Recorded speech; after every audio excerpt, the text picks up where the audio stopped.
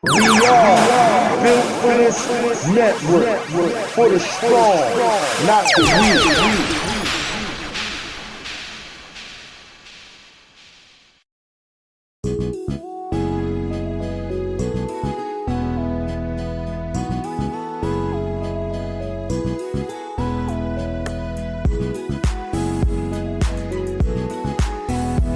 Yo, this is Big Illinois 73, host of the Backyard Podcast, Wednesday nights at 7 p.m. Central Time on the Built for This network. Check us out. Hosted by yours truly, with my panel, my fam. We got the sister Kim Webb, the brother Dre MC1, the brother Anuliel, and the brother HRap B. No topic is off limit. We laugh and joke. We get serious. Try to be informative. Check us out. Once again, that's the Backyard Podcast, Wednesday night, 7 p.m. Central Time. Let's go.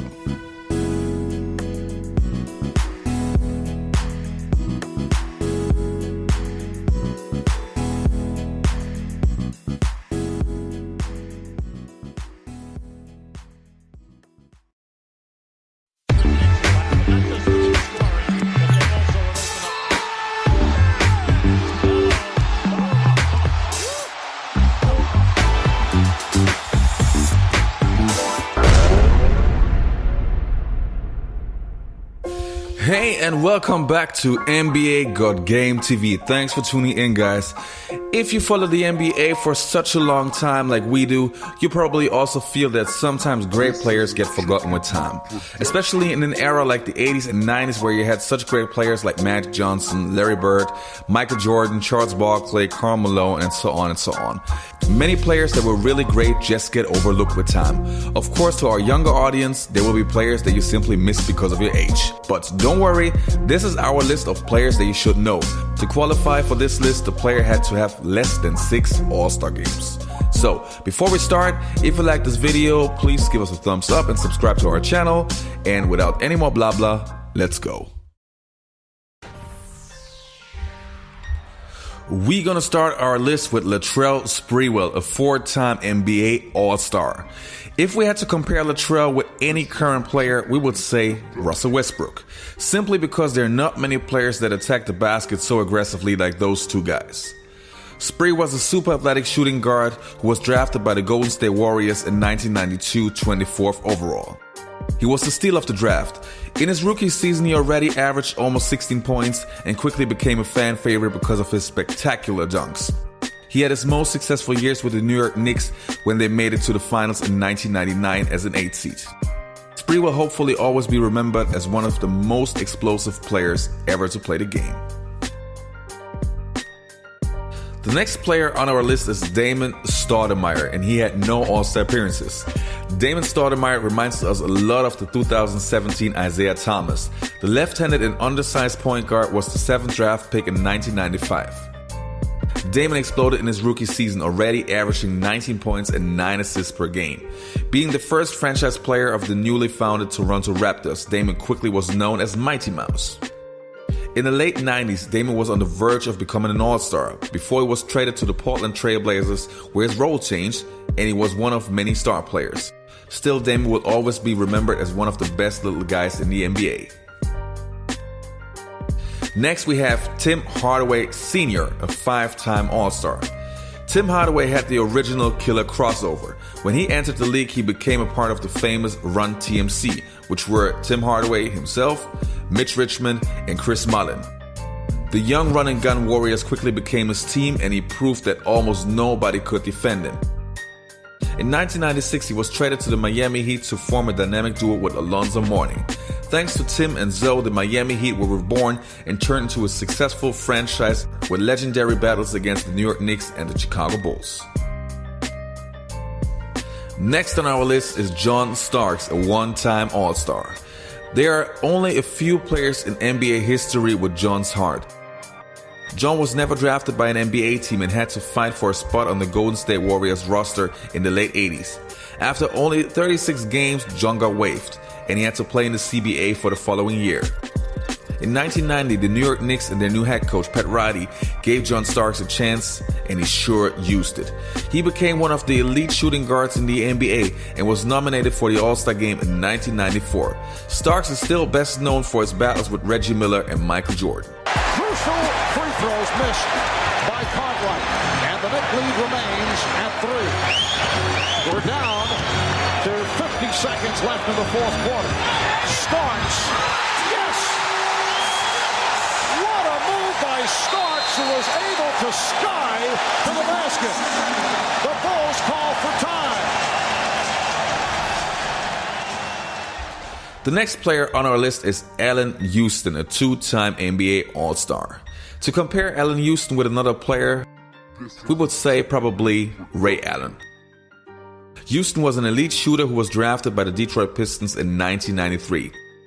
Allen came in just when the Bad Boys Piston time was over and Detroit was looking for a new face. Houston and Grant Hill were planned on to be the future of the franchise before in 1996 Houston signed as a free agent with the New York Knicks. For the next 9 seasons, Houston played for the Knicks before retiring in 2005 because of injuries. For many years, Houston was in the all-time top 20 list for made three-pointers. Next on our list is Larry Grandma Johnson, a two-time NBA All-Star. Larry Grandma Johnson was drafted first overall in 1991 by the Charlotte Hornets. The still relatively new franchise still didn't have a franchise player, so when they drafted Larry, it seemed like it would change. Larry was a complete package, averaging 19 points and 11 rebounds in his first season.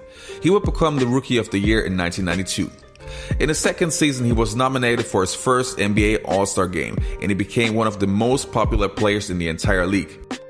Because of the fact that the new Georgetown draft pick Alonzo Mourning and him didn't get along, the Hornets traded Larry in 1996 for Anthony Mason to the New York Knicks.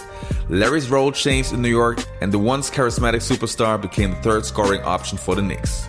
Johnson retired in 2001, even though he just turned 31. These are my new shoes from Converse. They're so light and so fast, my grandmama can whoop you in them. Grandmama! Let's go. What? Shoot like you not like an old lady. Move it, Granny, move it. Remember, you can't beat what you can't catch. Okay, Granny, one-on-one, me and you. That was a lucky shot, Grandma. The next player on our list is Steve Smith, a one-time NBA All-Star. Steve Smith was drafted in 1991 by the Miami Heat. Being able to play the guard, shooting guard, and small forward positions, Steve Smith was a great all-round player. He helped shaping the inexperienced Miami Heat into a playoff contender in 1993. Not only known for his sharp shooting, but also for his very own move called the Smitty, Steve quickly became an NBA All-Star contender for many years in the 90s. After being traded to the Atlanta Hawks in 1995, Steve became the go-to guy on a very talented roster. The Atlanta Hawks had players like Stacey Augmon, Dikembe Mutombo, Mookie Blaylock, and Christian Laettner. Steve finished his career in 2005 with the Miami Heat after winning the NBA championship with the San Antonio Spurs a few years earlier. Next we have Glenn Rice, a 3-time NBA All-Star. There's a reason why Glenn Rice's nickname was the scoring machine. Once Rice got hot, there's no stopping him. He was drafted in 1989 by the Miami Heat 4th overall. Already in his rookie season, he showed flashes of his great potential by averaging 14 points and 4.5 rebounds. In his career, Rice had 6 seasons where he averaged more than 21 points. In the All-Star game in 1997, Rice scored 20 points in 1 quarter, setting a new NBA record which still stands today. He won the All-Star Game MVP that year. Rice finished his career in 2004 with the LA Clippers, where he was a reliable role player off the bench at age 36. And the next player on our list is Mark Price, a 4-time NBA All-Star. If we had to compare Mark Price to any other player, we would say Steve Nash would be the guy. Drafted in the second round of the 1986 draft, Mark Price was selected by the Dallas Mavericks. He then got traded to the Cleveland Cavaliers, where he helped the Cavaliers to become a title contender for many years. Mark Price was a deadly shooter who many insiders still believe is one of the greatest shooters of all time. But Mark could do so much more than that. He was a great transition point guard with a really high basketball IQ. In the 1986 season, he averaged almost 20 points and 9.1 assists. An elite point guard who was also known for being the first point guard to ever split the pick and roll. Sadly, his career was shortened because of injuries, but he will still remain one of the best point guards in the 90s.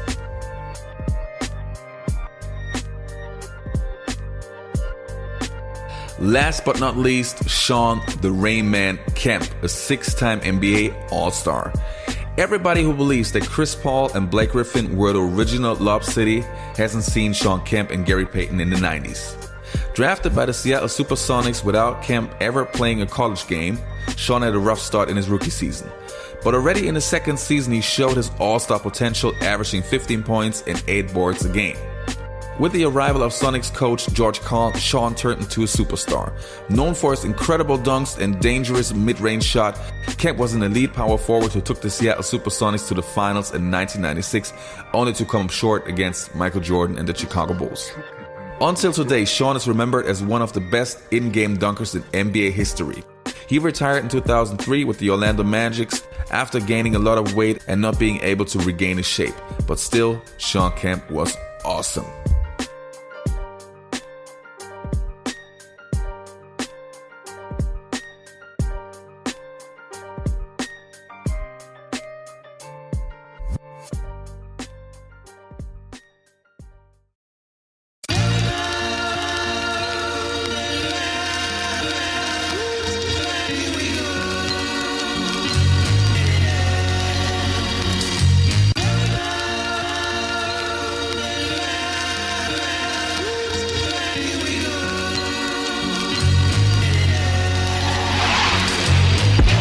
Yo, this is Afro, aka All Flows Reach Out, and you're listening to Built for This Network.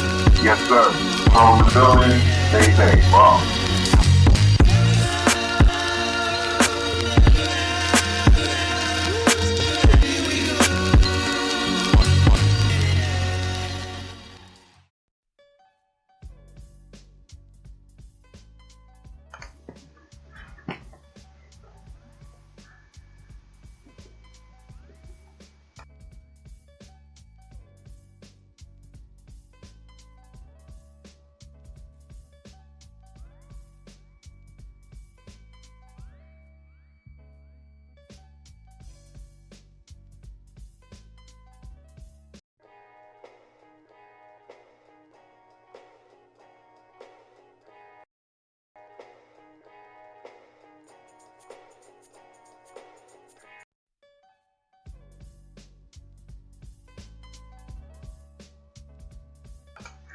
Yo, this is your man HRap coming at you live and direct.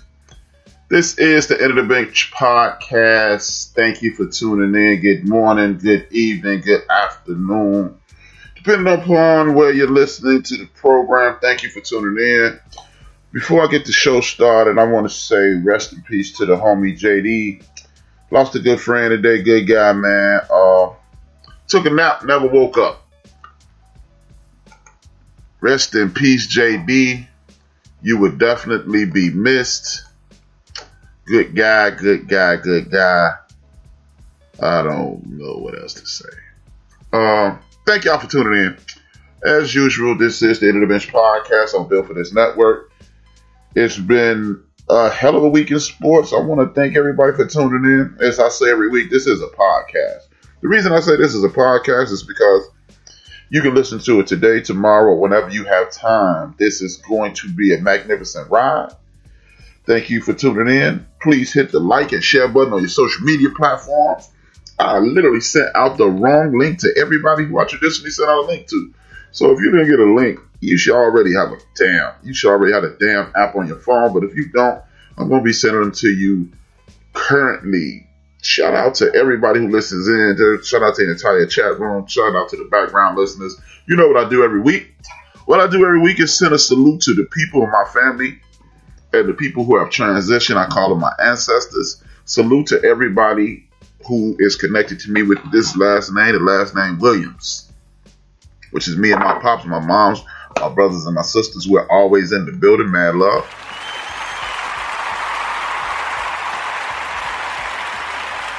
Next up, that's why I want in, damn it. Oh my God.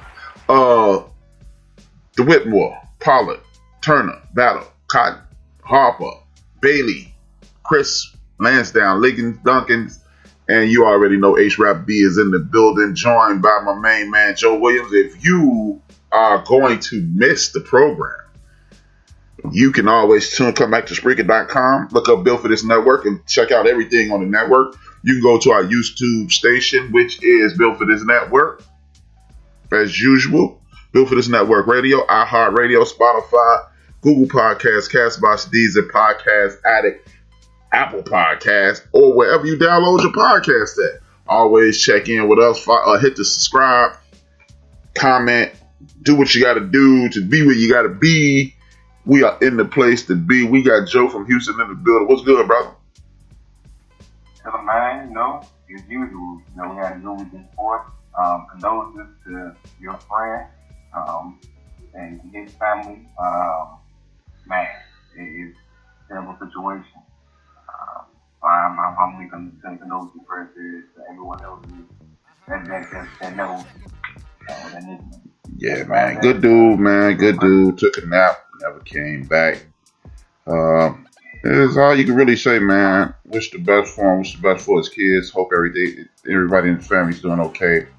To the Pullum family, y'all know I got mad love for y'all. It's your man B. But it may sound cruel, but besides that, like you said, crazy weekend sports. Had a crazy 24 hours in regards to NBA talks to the rumors and crazy. Man, been great. Yeah, like I was saying, condolences, bro. It's a tough deal, but life sounds cruel, but life goes on. The show must go on no matter how I feel or what's going on. With that being said, as you stated, the NBA is heating up. The draft is in less than 24 hours. It's going to be interesting. There have been a few trades in the NBA on the NBA landscape. Chris Paul went to the Phoenix Suns. What are your thoughts on that? That was, I love it. In regards to Chris Paul is a great veteran. I believe any place he goes, the team will rise to somewhat more success than they had the year before. Now, granted, Phoenix was, the Darwin bubble. The bubble Darwin. I'm going to say, like 1-8-0, but they were too far behind to actually get their playing. As far as it goes, I do think it will. Chris Paul will be a great addition to it. Booker is able to, still pick and pop his shots and still get the basket he needs to. And he gonna make that man an all-star. Because we've seen what Chris Paul has with the mobile centers and big men that can make moves and get to the basket. He's gonna propel his game. So it's still gonna be rough for him because it's a long, big, tough Western Conference.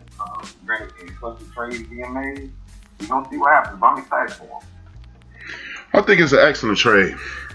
When you look at the Phoenix Suns as a young team, you have a coach like Monty Williams who is cut from the Greg Popovich cloth. You're looking at a situation to where this is tailor-made for Chris Paul. It frees up Booker to be the scoring threat that he is. Hopefully he has worked on his defense a little more. He could be an all-around player, and this will more than likely put the Phoenix Suns in the playoffs. Teams, I think this is not a death nail, but this is going to set the New Orleans Pelicans back because they don't have a floor general anymore. We're going to talk about that in a second, but when you look at a guy like Chris Paul, I don't judge people in regards to how many NBA championships they've won because an NBA championship is a situation to whereas You don't win a championship without the teammates. We can always say, well, he didn't do it with the Clippers. We can quote ESPN all day long. At the end of the day, we can quote ESPN all day long, all night long. And it's just a bunch of people saying the exact same thing over and over again. I'd rather get shot in the face than to do something of that nature. We're looking at a situation to whereas the Phoenix Suns are an extremely talented team. Chris Paul took a group of guys with way less talent to the playoffs last year. So when you have an established assassin like Devin Booker, when you have a team with structure and all you need is leadership, they're definitely not more than like it is a 99.9% chance that they will win the NBA, that they won't win the NBA championship. But this is a team that has missed the playoffs for a solid decade, 10 straight years on the outside. Now, with the inception of Monty Williams' program, you got people buying in, you got a bunch of young players, and now you have a true leader. If they had another superstar, I would definitely think they were a threat.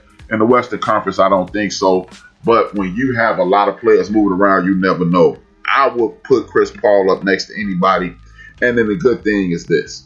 Chris Paul has taken the time to get his health in order. You're talking about a dude who, for years, he was always struggling with his hamstrings. You're talking about a dude who would always break bones. Now he's a vegan. Me personally, I think veganism is the way to go when you're a professional athlete. It allows you to not be as brittle. Your body is stronger. Your mind, I think you're more focused. So you add Chris Paul to a situation like that, you can expect nothing but good things. So shout out to the Phoenix Suns for doing things, basically stepping out against what Draymond Green said. Draymond Green was trying to talk Booker into leaving. When you acquiring people like Chris Paul, this puts you in a position to do nothing but step up. And now you can even get a free agent, or you can work on replacing Chris Paul in the near or future. I don't know. I ain't gonna say near future because he still got 3 or 4 more good years with him. But if you can get a free agent, you can get somebody like Drummond in there. They can make some noise. So shout out to Chris Paul, shout out to Monty Williams, shout out to Booker, shout out to the Phoenix Suns. They in the building. The next trade that's on the board is Bledsoe and George Hill going down south, and my man Jrue Holiday going north. Thoughts, questions, concerns? How you feel about that? Man, that's actually exciting for me as well. I've always been a favorite of Jrue Holiday more than Eric Bledsoe. Ever since way back then. Jrue Holiday, as long as he is not, as long as he doesn't have any problems with injuries or anything like that, he's going to be a very formidable floor general, especially for Giannis. This is what he's a smarter Eric Bledsoe to me. So in regards to this, it's going to be great. Now, they did also add Bogdanovich. So that may open up some door in regards to shooting. They still have Chris Middleton. Not sure if they're gonna keep both twins, the Lopez brothers, or not, for one or two. I mean, that's a nice little lineup. That should be very formidable, especially trying to keep Giannis there. Might open up some salary cap. Hey, I like it. I definitely think it depends on the style of play that they choose to run. If they're gonna play, me personally, well, I'm beating the hell out this dead horse. One more hit is not going to hurt it. So, at the end of the day, if Giannis Antetokounmpo starts playing like a 7-foot guy with a lot of basketball skill, I think this could be very beneficial to him. Stop listening to these analytics guys, because analytics don't do anything for you. They don't win basketball games. I've yet to see a computer do anything. Computers can tell you, like I've said time and time again, a computer and the analytics are like a bikini. They show you a lot. They don't show you everything. And if you ask me, Giannis Antetokounmpo needs to be watching some Bob McAdoo film and working on his mid-range game and continue to dominate in the paint. The only reason they can kill him the way they kill him is because he is not a well-rounded player. He does not have the prerequisite skills to dominate an NBA game. Now, when you're dealing with a guy like Jrue Holiday, he's playing defense. He's a big shot taker, big shot maker. That injury bug that bit him early in his career, hopefully is past him. You're looking at a guy, he could potentially be that third option that you need when you have a superstar and an all-star like Chris Middleton. Let's not forget this dude, Jrue Holiday, was an NBA all-star one time. And every time you ask, I watch a lot, listen to a lot of podcasts, I watch a lot of YouTube with former players being interviewed. Every time someone says who's the most underrated player in the league, the name Jrue Holiday consistently comes up. Therefore, if the coach plays this right, he will be able to step right in and appeal to what Giannis needs to clear that lane up. I'm expecting a lot of alley-oops, and by Giannis, he will definitely open up the floor. I don't think, again, if you continue to shoot these threes, if you ask me, that three-point shooting thing is the reason the Bucks continue to lose. I don't need a seven. The point in you being 7 foot tall or 7 feet tall is because the taller you are, the easier it is to hit a basket. If you're going to stand 22 feet away from the basket, then why in the hell are you on the floor? If you ask me, hey, if you want to work on your 3-point shot, cool, man. Do your thing. Work on your 3-point shot. That's cool. But me personally, I don't think you need that. Look at the Miami Heat. Very few 3-pointers taken. Their best player is Jimmy Butler. He rarely takes 3-point shots. He's a rhythm shooter. He understands his limitations. He understands his abilities. Therefore, if Giannis Antetokounmpo plays like a 7-foot guy, I anticipate the Milwaukee Bucks doing exactly what they were doing. You add Jrue Holiday, you add with Middleton, and one of the best players in the league. I don't think they can do anything but excel. Any and everything that comes after this is excelling. I'm looking forward to seeing the Milwaukee Bucks. I hope they dominate the East. It would be dope to see them in the NBA Finals because I'm sick of the constant conversation about this young man leaving. What are your thoughts about people like Stephen A. Smith and others always saying that this brother is about to pack up and leave? Man, as far as it goes, we've been on both sides of that coin in regards to if a player tells you, hey, I don't want to be here anymore, he's considered disloyal. If he waits to the end of the season and he's up and leaves, he's disloyal. As far as it goes, stay out that man business. Like, you're causing, like, they always trying to make it a distraction. You're causing the distraction by making it come alive. You're giving this the story later. And especially, like you said, everybody, if one person talks about ESPN, every show that comes on ESPN is going to say, especially when it's overnight and they keep playing the same episode over and over again. So, the media is the one that puts the story out there and make sure that it gets big enough to cause a distraction, to make people think, oh, is he leaving? Is he not? Why does he care? He's trying to play basketball. Let him play. Let him play. So I hate the media for it. I don't hate the media for it. I think it's just situation. I mean, they have to create stories. So I don't really hate them for it. I don't like it. But the thing that trips me out about this entire situation with the National Basketball Association, again, everybody doesn't want to be in the spotlight. Everybody doesn't want to play for Los Angeles. Everybody don't want to be the center of attention, which is cool. A lot of people look at this situation and say, hey, man, he's going to get tired of losing. Well, Dirk never got tired of losing. And I think that's an American thing. When you grow up in Greece and you're from Nigeria, you don't have the same issues, the same concerns as a LeBron James. LeBron James came into the National Basketball Association attempting to take over the world. This is a young man that walked into the league and said, I want to be a billionaire. Period. That was his goal. This dude had a plan in sight. He understood what it was about. He understood why he was there. And that was his thing. I don't think everybody wants to go play for New York. Everybody don't want to come to Chicago. Everybody don't want to go to LA. This is just something that allows people like Stephen A. Smith to keep a job because he is a respected journalist. He creates these situations and then they apply pressure to these players. Everybody don't want the spotlight. Some people, believe it or not, are happy where they are. And it's just, again, it's like the analytics thing. You say analytics and you show all these dumbass numbers. Where's the analytics on players getting tired, digging deep with intestinal fortitude? There is no computer program that can show you that. This is why this is why I watch sports. This is why the human element is why I watch it. It's engaging. It makes it fun. This is why I pay attention to this damn game. If you want to just continue to stir the pot and talk this nonsense, that's cool. Everybody's not with the program, though. And it's just a sad commentary that we no longer talk about sports. We can't even get into this season. We're at the National Basketball Association's draft, and what we're talking about next year when Giannis Antetokounmpo has the potential to move around. Did I bring it up? Hell yeah, I brought it up. But I brought it up for the reason of conversation. I don't think the dude gonna leave because, again, you don't see a lot of European ball players moving around. You don't see a lot of dudes sacrificing this and sacrificing that because, again, I personally believe I could be totally wrong.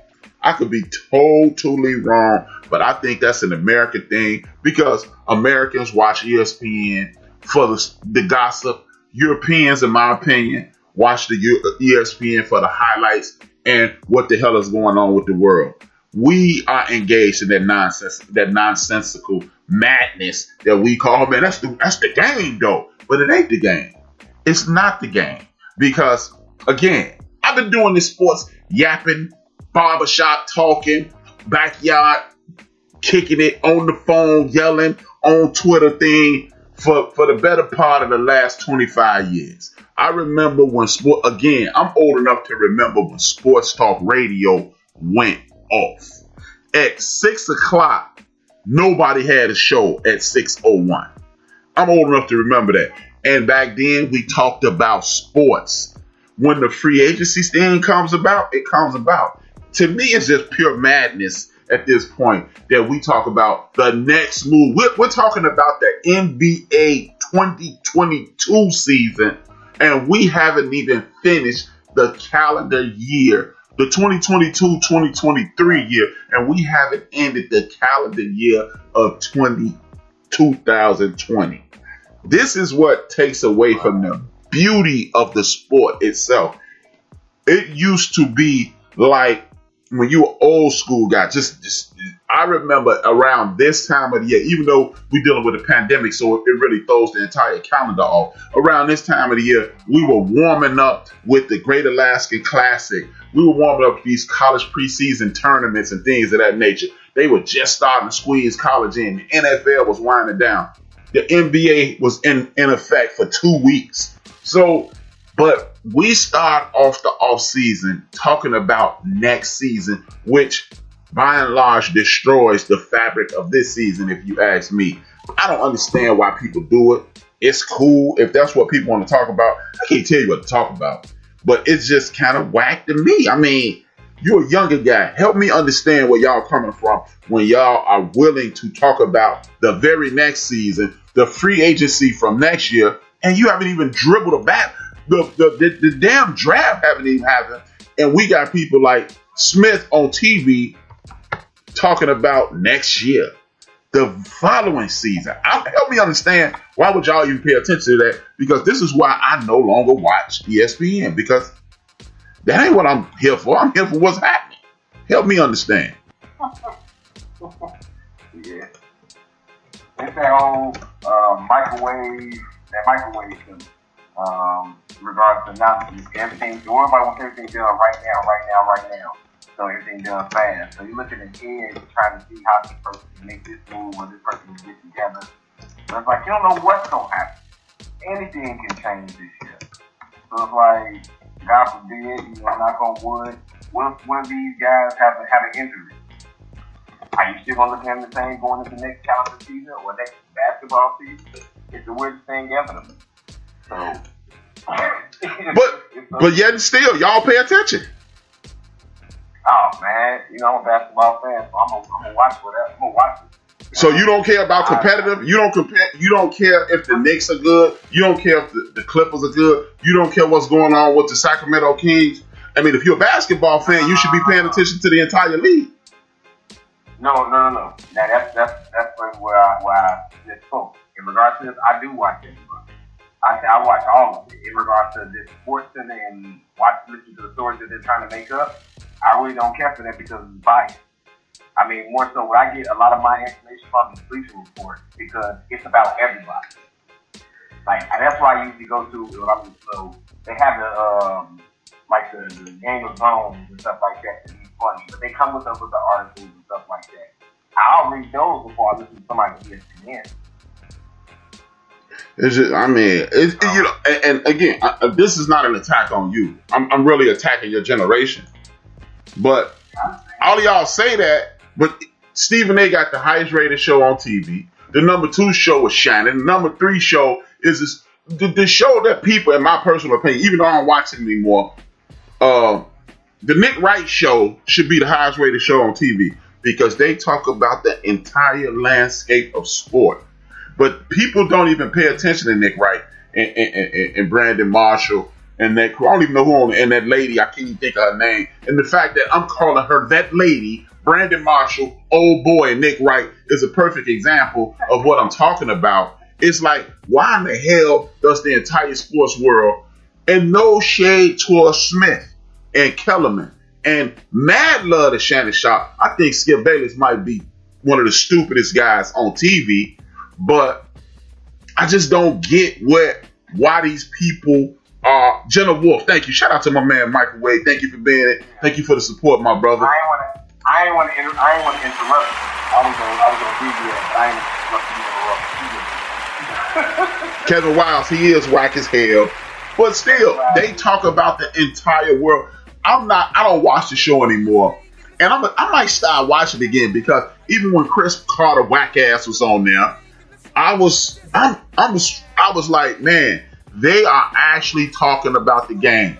You like Nick, only time Nick get to pulling up all these stats clean out his ass is when he trying to make the argument that LeBron James is better than Michael Jordan. Cool. I'm not really, that's a conversation that I'll never have again, not even at fucking gunpoint, but cool.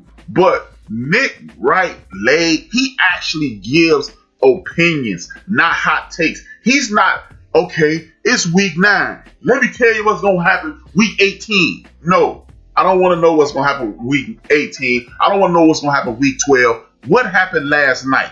And that's why I used to listen to Sports Talk Radio, even though these dudes in Chicago might as well have been doing Sports Talk Radio with goddamn Klan hoods on. But I'm looking for Nick Wright. And then, you know what the crazy part is? The homie Max Kellerman used to give takes, but now his former partner, my main man Marcellus Wiley, he has legitimately jumped the shark. And for those who don't know what the term jump the shark means, it means back in the day when a TV show was losing ratings, they would do some outrageous, like the Fonz on a motorcycle jumping the shark. Or actually he was on water skis jumping the shark. Because we got to do something outrageous to make.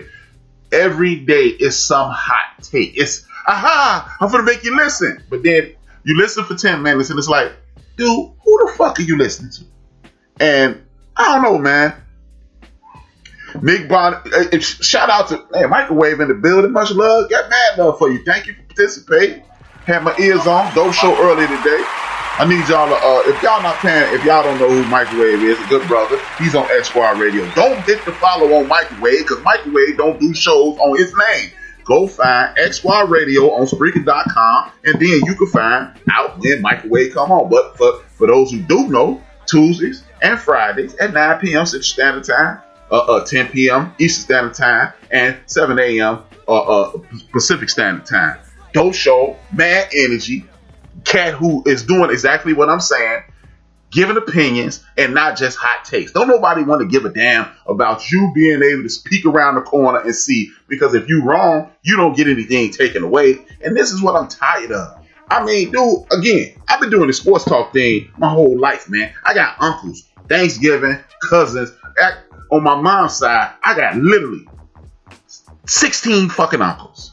And you had to know what you was talking about, or you would be told, man, shut your ass up. Stop saying stupid shit.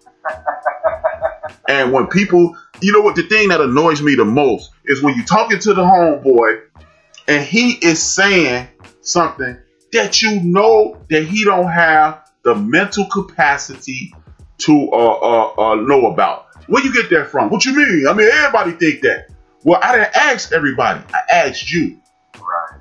And it's just, I don't know, man. Maybe I'm just bitching and moaning. Or maybe me and Microwave and Chief Rocker and Ben from BS3 and Kevin Gray and the rest of us, we just better than them.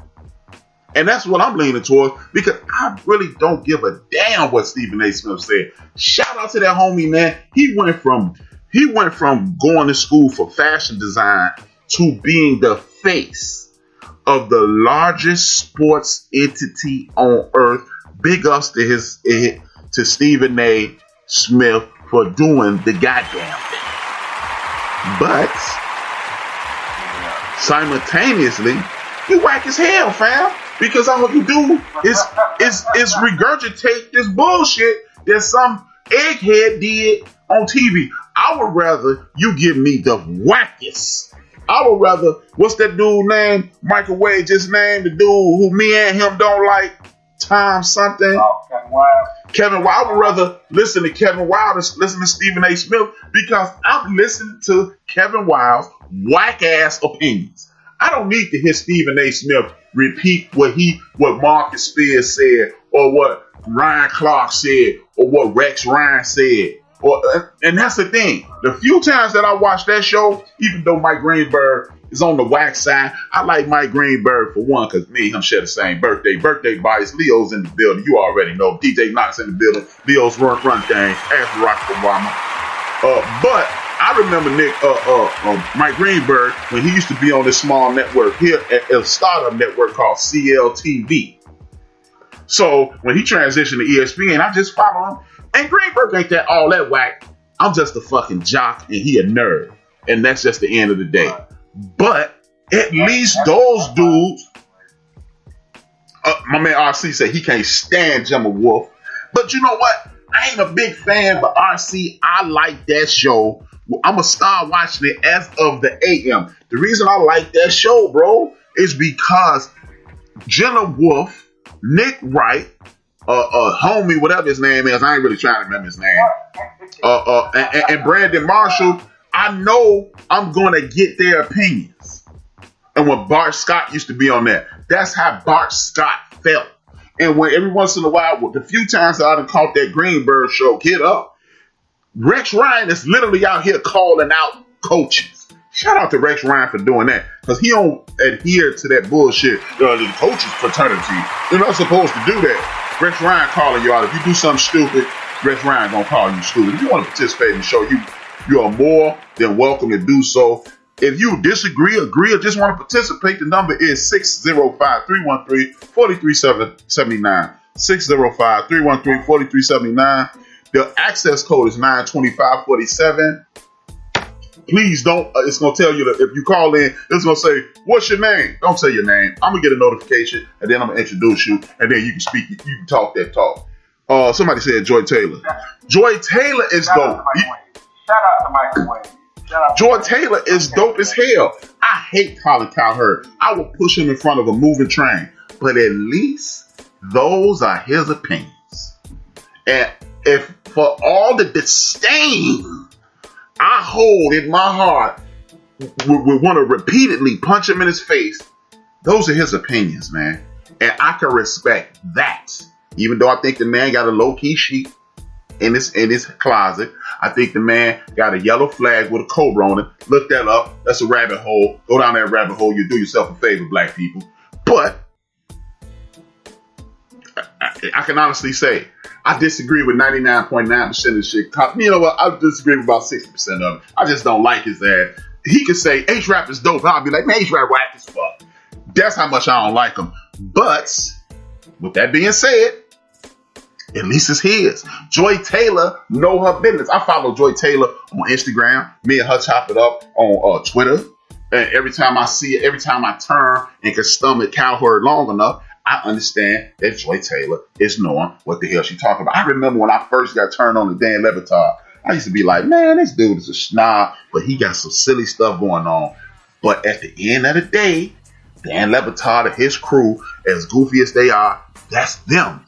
my man RC. For those who don't know, I consistently, new listeners, I consistently read my chat room. Well, I don't consistently read it because I'm a blabber now. But when I see people, I try to read it as much as possible. My man RC, one of my more consistent supporters. Well, all the guys in here consistent supporters. Well, dude who been rocking with me since the beginning. I got on Springer. Well, hell, everybody, everything, same thing. But my man RC, good brother, well versed in all sports, historian at large of the community and the culture. He just put in the chat room, Keyshawn Shaw is okay when he starts comparing his career to other wide receivers. He loses me. Keyshawn Johnson is the most overrated football player in the history of the world. Keyshawn Johnson is a legend in his own mind, and that's just it. You know what? Keyshawn Johnson is the offensive version of LeVar Arrington. I'm smart, I can articulate. What does that mean? You know what, Keyshawn? So what that you can speak English well? As your boy Stephen A. said, or so what you can execute your opinion. Execute your opinion. So what, man? So what? What does that mean? If your opinion suck and you whack, you could be the greatest speaker in the history of the world. My man RC said he's a Levitar fan. Yes, it did. I drink a tub of her bath water if she farted in it. Shout out to Joy Taylor. She is fine as frog hair. She is built. Joy Taylor is a fit nice. You know what? At first, not because what she looked like. At first, I wasn't feeling her until Shannon Sharp put her out there. Because, you know, I don't know if y'all remember this, but I used to watch that Shannon Sharp. I love Shannon Sharp. I liked him when he was a player, and I'm a Raider fan. I've always been a fan of Shannon Sharp because he used to be a trash talker. But Shannon Sharp outed Joy Taylor. At the beginning of that show, when she used to be on Undisputed with Shannon and Jackass Jones, she used to pass. Joy Taylor used to pass all the time. And then one time Shannon said, "Ain't that how we get down?" And she was like, And then since that day, she been rocking with her team. I mean, I didn't like it that she was ducking her responsibility as a sister, but it is what it is. Keyshawn reminds me of a Paul Pierce in some ways. Yeah, but Paul Pierce might have been better than him. But yeah, a couple big miles, and then what do you think about Molly Curran or whatever? Jalen Rose wife. I like Molly. But you know what? I've only had a sample size of Molly because even though I was speaking well of Stephen A. Smith, it will be standing right behind Colin Cowherd on the HRap punch you in the face line, because Stephen A. Smith went from being a dude who used to voice his opinions. He lost that slot. He got it back, worked his way back up to the top. But I think Stephen A. is a company man at this point. So I can't watch Molly. Molly is well versed. I think she knows her shit. But I can't get past Stephen A. Smith. Stephen A. Smith, I remember the last week, that's my man RC again, for my background listeners. The last week I watched that show, fellas, ladies and gentlemen. I watched it I gave him 2 weeks. And Stephen A. Used to literally regurgitate whatever they were saying on Mike and Mike in the morning. It was clear that he was watching Mike and Mike in the morning, and he would go, "Oh well, like my man RC said, or like my man Chief Rocker said," and it would never be his own opinions. And I just can't rock with that. Again, man, this is like my show currently. You listen to my show. This is a talk show. Opinions, arguments, debates. That's what this is about. It is not about, hey, well, his QBR was 48.5 and a bet. Who the fuck cares? Who in the fuck cares? I have watched a dude who was just an average quarterback on his best day, Jim McMahon, throw 23 balls, complete 6. 4 of them were touchdowns and 2 of them were first down. The Bears blew that team out. I didn't give a damn about no QBR. I didn't give a damn about no quarterback rating. Did you show up when you needed to? Yes, sir. Point blank, period, end of sentence, full stop. I got my man Big Illinois back in the building. He had a situation. He back in the building. What's good, my brother? Man, what's going on, man? What's going on with your brother Illinois? Brother Joe, what's good, man? Hey, what's good, dude? That host. Hey, what's up with dude? Hey, what's going on, dude? That host the show? Hey, man, you already ain't getting your unemployment for the last time you got fired. Keep it up. You ain't gonna get paid this week. Hey, man, I'll be using my internet is down for this few. Nah, man. My shit actually went down today, man. Yeah. I should get your government name. Aloysius Jackson. Oops. Hey, man, shit.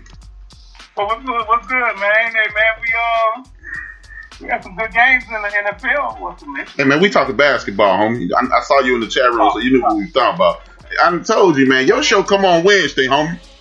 Your show come on in 26 hours. We don't need all that, man.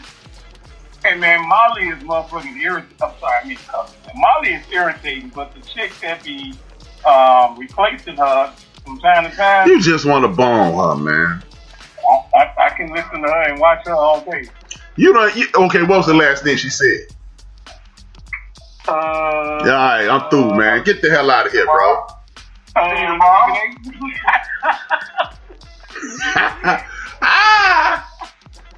You ain't never heard. Okay, what the lady on CNN be saying? Which one, Abby Phillips? Yeah, if you know her name, you know what I'm talking about. She be talking about the map and shit. Man. Yeah, The map. Get out of here, man. But see, but on the for real side, before you was able to get off work and everything, bro, I was talking about the fact that we don't have sports talk anymore. We have opinion swapping, and it's just Big Illinois has a blue shirt on, HRap got a gray one on. Next topic, and that's not. This is about arguing, yelling, cussing, fussing, remembering. Even if you have to Google. I don't mean to cut you off, but I was gonna text y'all. That dude, Kendrick Perkins, why is he even on TV? See, this is what I'm talking about. Me personally, I'm just crap I didn't heard. When's the last time you saw a superstar traded for another superstar in basketball? It doesn't happen. It doesn't happen. My man RC just asked the question of the month. Is Donald Trump gonna pardon Lil Wayne? And he might need to. Hey, Lil Wayne, I just got one thing to say to you. Just so very many ways for me to say this to you. Never, not in a million years, absolutely not. No way, Jose, no chance, Lance, yet, negatory, nah, of course, my own personal favorite of all time, man falling off of a cliff. No! He's still on the paper. Man, fuck Lil Wayne. How about that? That's how I'm getting down. We gonna do this. We gonna do this shit like we used to do in the barbershop, like when we at your crib smoking cigars, or we at boy crib, or we at country crib, or wherever we at. Fuck Lil Wayne. Since you ain't ever seen no racism, and since Trump your man, well, let's see if your man gets you off, and let's see how fair those cops treat you. Fuck Lil Wayne. My thoughts exactly. I'm not in the business of throwing any Africans away, but that African, he might be rimming. Hey, that's old school right there, bro. That motherfucker might be rimming. Man. Big dog. Talk to me about the Jeru holiday and the Chris Paul trade, even though you are the number one, you and Jeezy are the number one and number two Chris Paul haters in the history of the universe.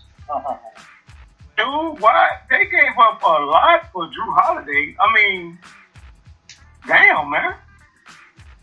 Maybe it don't seem like a lot because the draft picks that they're going to be pretty much in the lower first round, so But damn, that was a lot for Drew Holiday, man. Do you think it was an upgrade from Bledsoe? Yes, sir, RC. Shout out to RC. You know what? Come on. You know what? Yeah, because Drew Bledsoe bombed out in Milwaukee, man. Drew Bledsoe. Okay. I mean, Eric Bledsoe. I'm about to say, Drew Bledsoe hooping, man?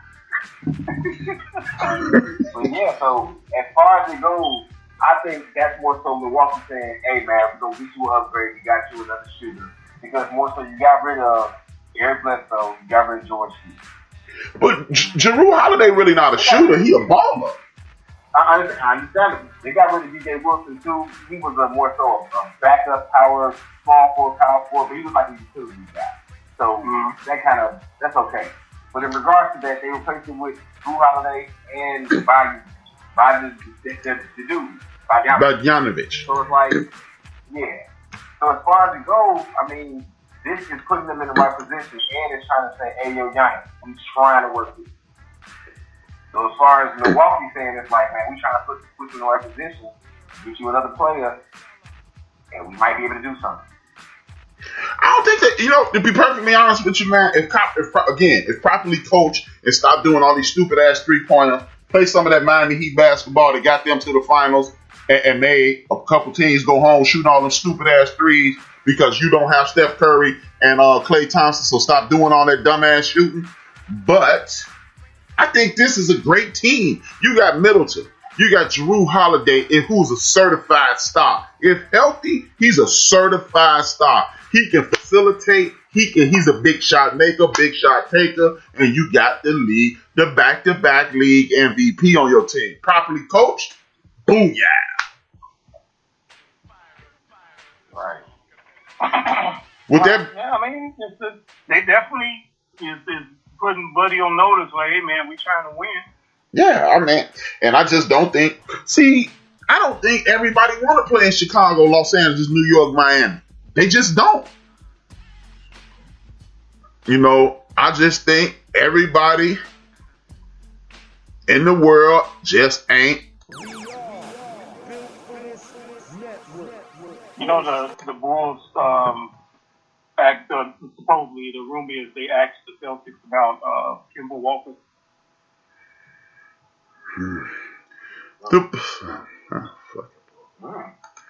I ain't got nothing bad to say about Kemba Walker, man. Kemba Walker dope as hell, but I just don't want him on my team. You know what I mean? The Bulls need to cultivate this group of kids they have now, man. You got the number one point guard assistant coach in the history of the world. If you can relax Russell Westbrook, you can get Zach and Kobe to play. So instead of everybody trying to make these big ass moves, how about get a culture developed and make shit happen? With that being said, RC asked the question that would just happen to be my next question. Thoughts on James Harden saying he want to go to New Jersey, or the rumors of him going to Philadelphia? Talk to me about that. Man, he see the writing on the wall. I'm sorry. Yeah. We said the same thing. He is running out of Houston as quickly as possible. He said time is gone. Houston is actually trying to have a fire sale, trying to get rid of everybody they can. I guess it's in rebuild mode. Well, y'all do realize that homie turned down a $50 million a year extension. Man, 2 years, $103 million. Hey, outside looking in, man, you fucking crazy. But as far as it goes, something is here to tell them I gotta get the fuck about it. What were you saying, Big Illinois? No, but man, I'm echoing in. Man, I mean, I wouldn't have turned down that money. I don't care. I'd still be there going to the strip clubs with new teammates every year. Hey, shit. But, man.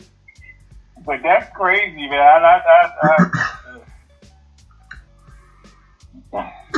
But I mean, I see it as he see the writing on the wall. I mean, they're not gonna be competitive.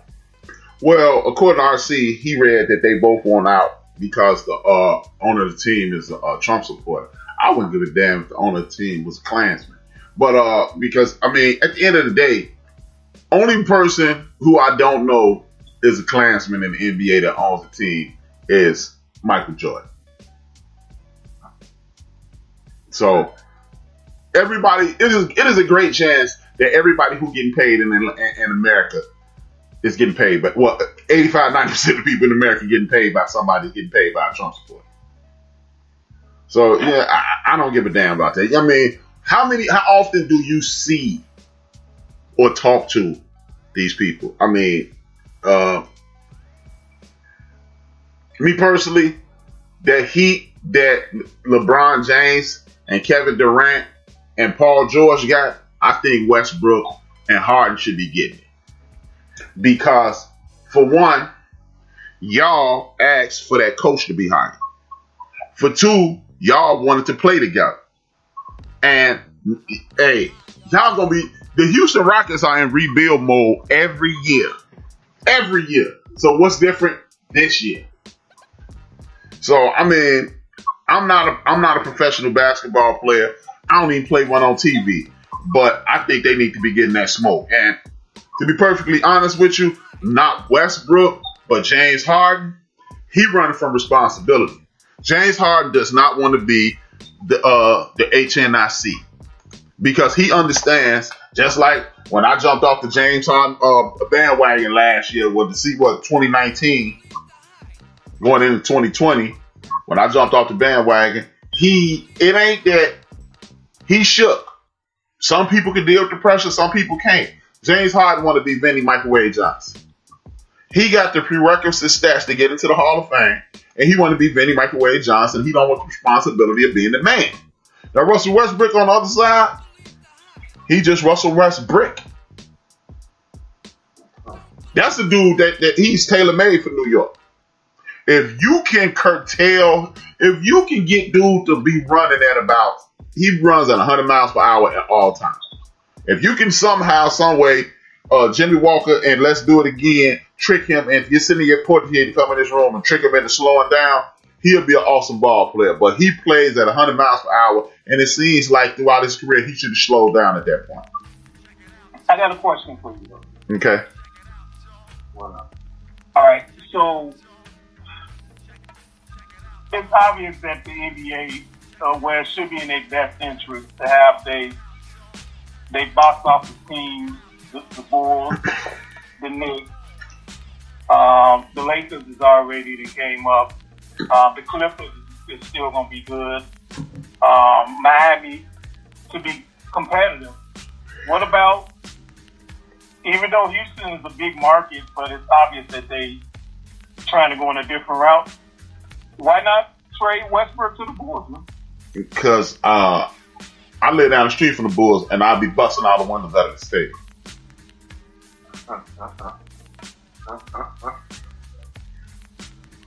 The Spurs organization are not Trump supporters. That's good to hear. That being said, we're talking all who are interested. We're taking all who are interested. Yeah. I don't think you need to add Russell Westbrook to a team like the Bulls, because Russell Westbrook should be he should be the missing link. I don't think the Bulls are the missing link. I mean, I don't think the Bulls are a missing link away from being title contenders. That's what I was going to ask. What team is that one piece away to say, damn, we have Russell Westbrook who can win? You know what? Where Russell Westbrook might look good, and he would probably flourish if he can play under control. Toronto.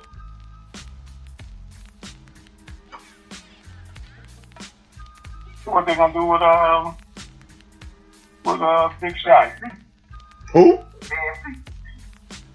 Who? Illinois. Kyle Lowry?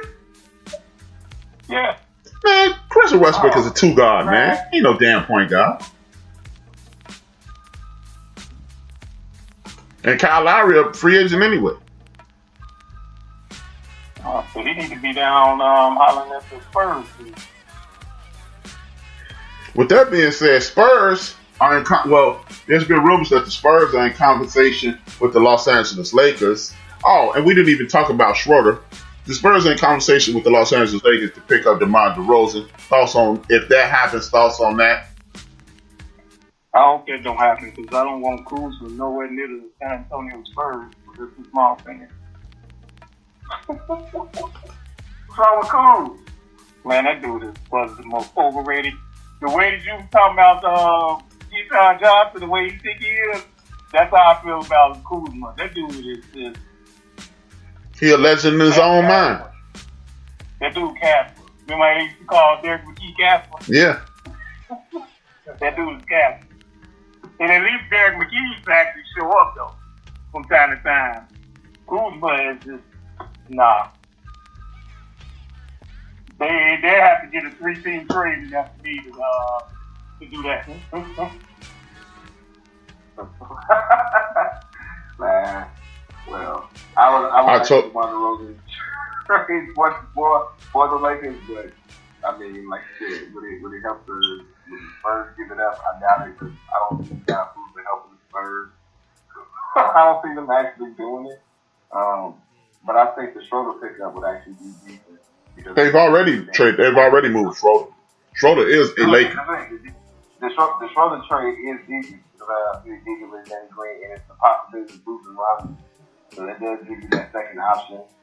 Schroeder already is okay with being coming off the bench, being that that sixth man in regards to running the offense, and he can't step into the same role that Rondo did.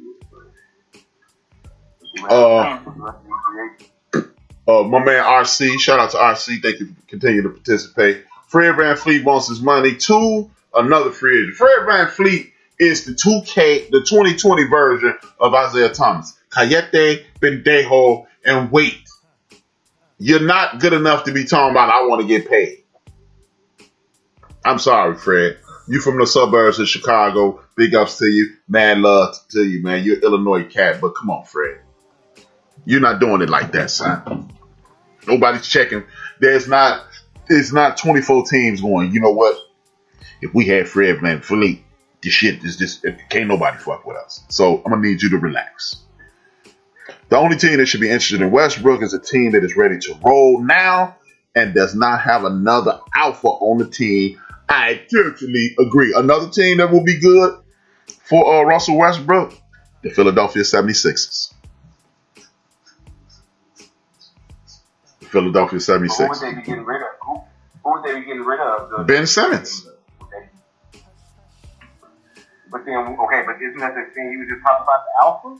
You're going to go there and Joel Embiid, you're going to be like, dude, this is my thing. I mean, it depends. I mean, that's a team that Russell Westbrook could step right into and be Russell Westbrook, continue to be Russell Westbrook. I mean, Ben Simmons, what's the boy name? Joel Embiid didn't have a problem with Jimmy Butler, so I doubt if he has a problem with Russell Westbrook. Him and Ben Simmons allegedly don't get along, so this will be exactly what they need. I like him too. My man, I'm on Chief Rock Jersey. Brown just said, I like VanVleet. I definitely like VanVleet, Chief. But when you are a marginal player talking about you need your money, I'm going to need you to give me some go ahead on with this shit. Joel Embiid going to go from a point guard that won't shoot to a point guard that won't stop shooting.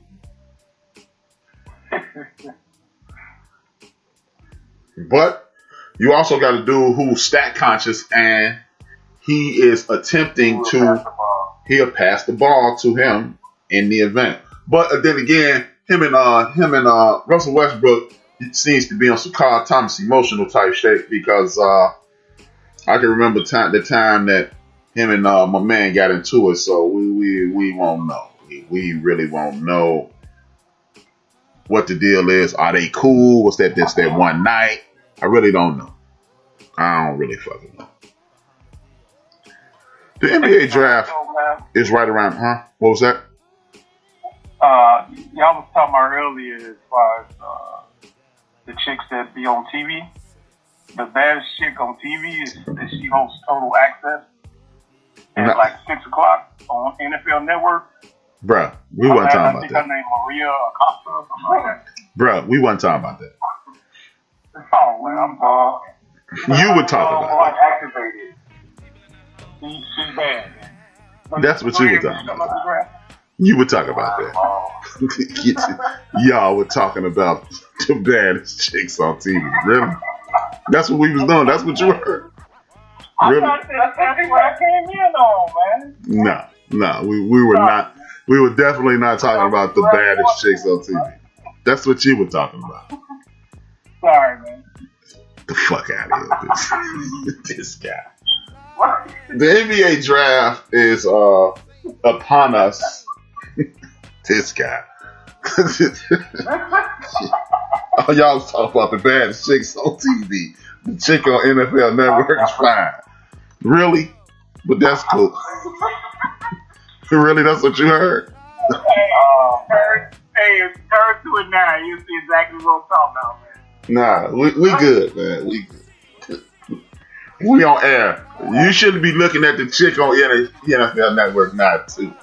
Stay focused. Hey, man, I just happened to look up. Yeah. You said 6 o'clock in the morning, fam. No, 6 in the afternoon. Oh, all right. Well, anyway, man, the NBA draft is upon us. A lot of people are saying a lot of people should go first. People are saying the Golden State Warriors should get this and that. It should be trades. If you had the first pick in the National Basketball Association draft, your number one pick would be. Depends on what I need. I mean, You to go to who got the number one pick? You Minnesota. Timberwolves. Do they need another guard? But I would, if I was them, I would try to pair somebody with Towns. I would probably go Wiseman.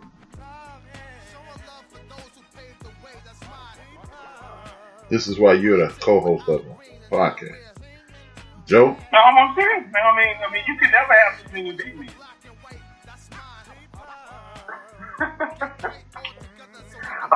Well, okay. So I'm gonna go depending on what way they're trying to go in regards to Minnesota Timberwolves. Like you said, they are trying to pair up somebody with the Towns and get Wiseman the way to go. Overall, I think they should go with LaMelo Ball, pair him up with Russ. More so use that as a more so how they call it Steph and Clay type of thing, where both of them can play off the ball if they need to, but they both have point guard skills. So I think that'll work better for them. Okay. I wouldn't pick Wiseman because I'm not big on that Twin Towers thing. And if you got the Twin Towers, I believe you need somebody who had different skill sets. Like David Robinson was pure speed, athleticism. Tim Duncan was fundamentally sound. Both of them had game, but they were two different guys. Karl Anthony Towns and Wiseman are the same guys. Wiseman can do everything. Karl Anthony Towns, he attempts to do everything.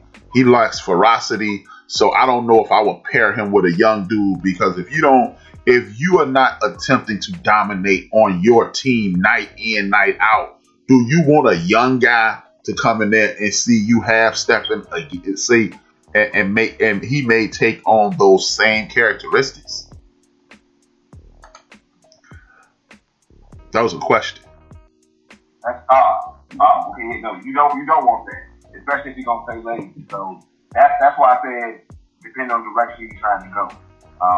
I think the double big man in regards to basketball is slowly trying to come back, but I don't think Towns is the person for it, because I still think call him Cat for a reason. No, they call him Cat.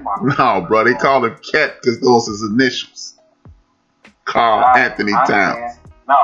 No, I get that. But they call him Cat for a reason.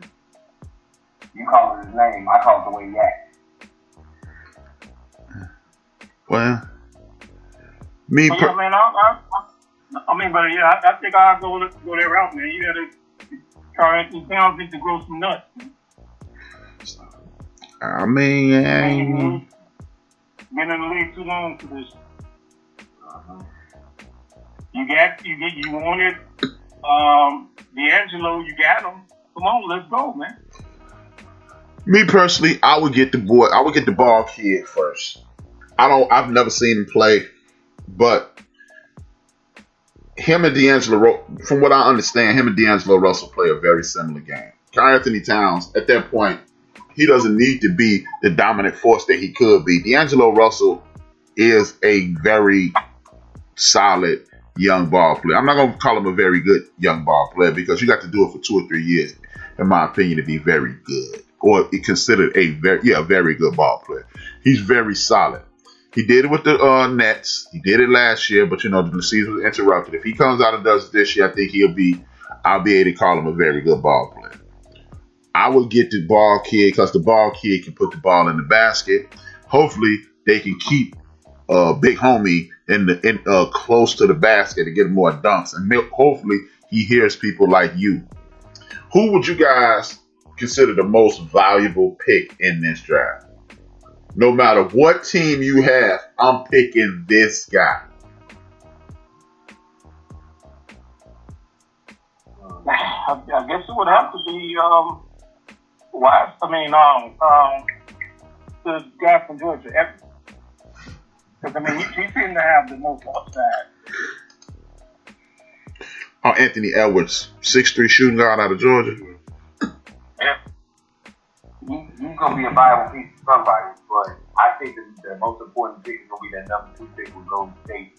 Hopefully them picking up Wild, because that will allow them to actually run a larger style basketball and have Draymond Green either playing the 4 or 5 back and forth with him. So I think that number 2 pick with Golden State is where they're going to get back on top, especially if they come back healthy.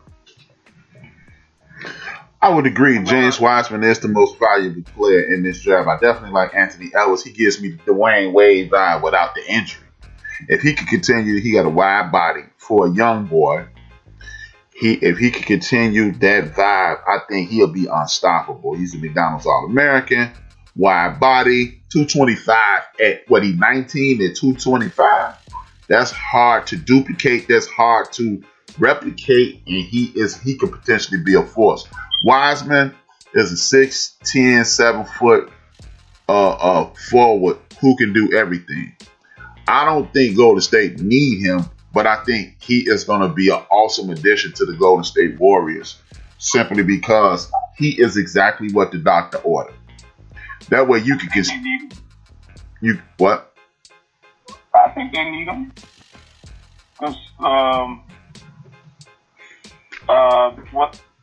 Well, the rumor is that the Spurs want that second pick. They're going to trade LaMarcus Aldridge to Golden State for that second pick. Is the owner is he out of rehab yet? Who, LaMarcus Aldridge? No, the owner of the Golden State Warriors. Because he has to be using drugs if he's even considering that stupid shit. Because you got to think about it like this, though. They need a big man. That's why they're looking at Wiseman, though. I would take my chance. First and foremost, I think the Golden State Warriors will be a superior team with or without Wiseman. That's what I meant. With the addition of Wiseman, it puts them in the next stratosphere. It makes them NBA championship contenders for real, for real. It allows them to stay undersized as the small forward or point forward position with Draymond Green. They continue moving that ball. This kid can shoot it from distance. This kid don't mind being in the post, and he'll block shots. That's what I like about him. But if the San Antonio Spurs fool around and get Wiseman, y'all could be angry with them again. This has come from a man, Rated Cab. Unfortunately, this is the most underwhelming NBA draft of my lifetime. Not having an NCAA tournament this year dampened my excitement for the incoming players, and I'm really pissed off at myself for feeling this because these guys These guys should fulfill their dreams. I feel you, Rated Cab. I agree, man. I kind of felt that way. I was like, damn, man. I know we're in the middle of a pandemic, but I feel the same way, though. I understand. It's probably cheated. Best time of the year, man. We wasn't able to witness it this year. Right. You able to see that passion in regards to the final shots. Just playing and trying to get to that next level. Because that's what we're able to do is just watch highlights on YouTube. And some of the games that we were able to see when we were, man, it sucks. It sucks, man. It truly does. Well, you know what? I definitely understand that and I feel it. But you know what? I don't really mind it because they still play 80% of the season. I still watch a whole lot of college basketball. I enjoy watching these young boys. I remember seeing a lot of these boys play ball, so I ain't really tripping, which kind of leads me to the next question. Who do you guys see as the dark horse of the draft? Or if y'all even watch enough to have a prediction of that level? Yeah, I didn't watch it enough to get a dark horse. But from what I saw, man, Kentucky got a guard. Tyrese Maxey. Yeah, I like his game, man. I mean, he needs to improve on his outside shooting. But, yeah, that's everybody in the history of the league coming in. Nah, his form is kind of crazy, but he can pull up though, which is something that you at least need when you first come into the league. But I like the game though, because I saw a few Kentucky games. So. What about you, Joe? For me, my dark horse is going to be, and I'm going to butcher his name, so please bear with me. His name is Oinga Ankwangu. He's a big man from USC. Oh, my fault. I ain't even butcher his name. Didn't cut it apart. Big man from USC. Like, I got the games from him.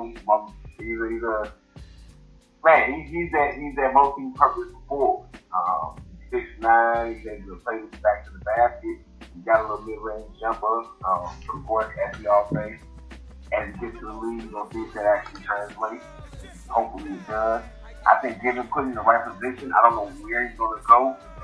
You don't know what's going on, who's going to lead what. But I am looking for him in regards to seeing what he does. It's this dude, R.J. Hampton. I like him, and I like the kid from Villanova, Sadiq Bey. He a power forward. And another dude I like is Josh Green out of Arizona. Josh Green is a nice dude, man. He's a nice dude, but ain't no top recruits from Duke this year, man. Oh hell yeah, it's a dude from Duke that was kicking ass. See, this is my wheelhouse, really.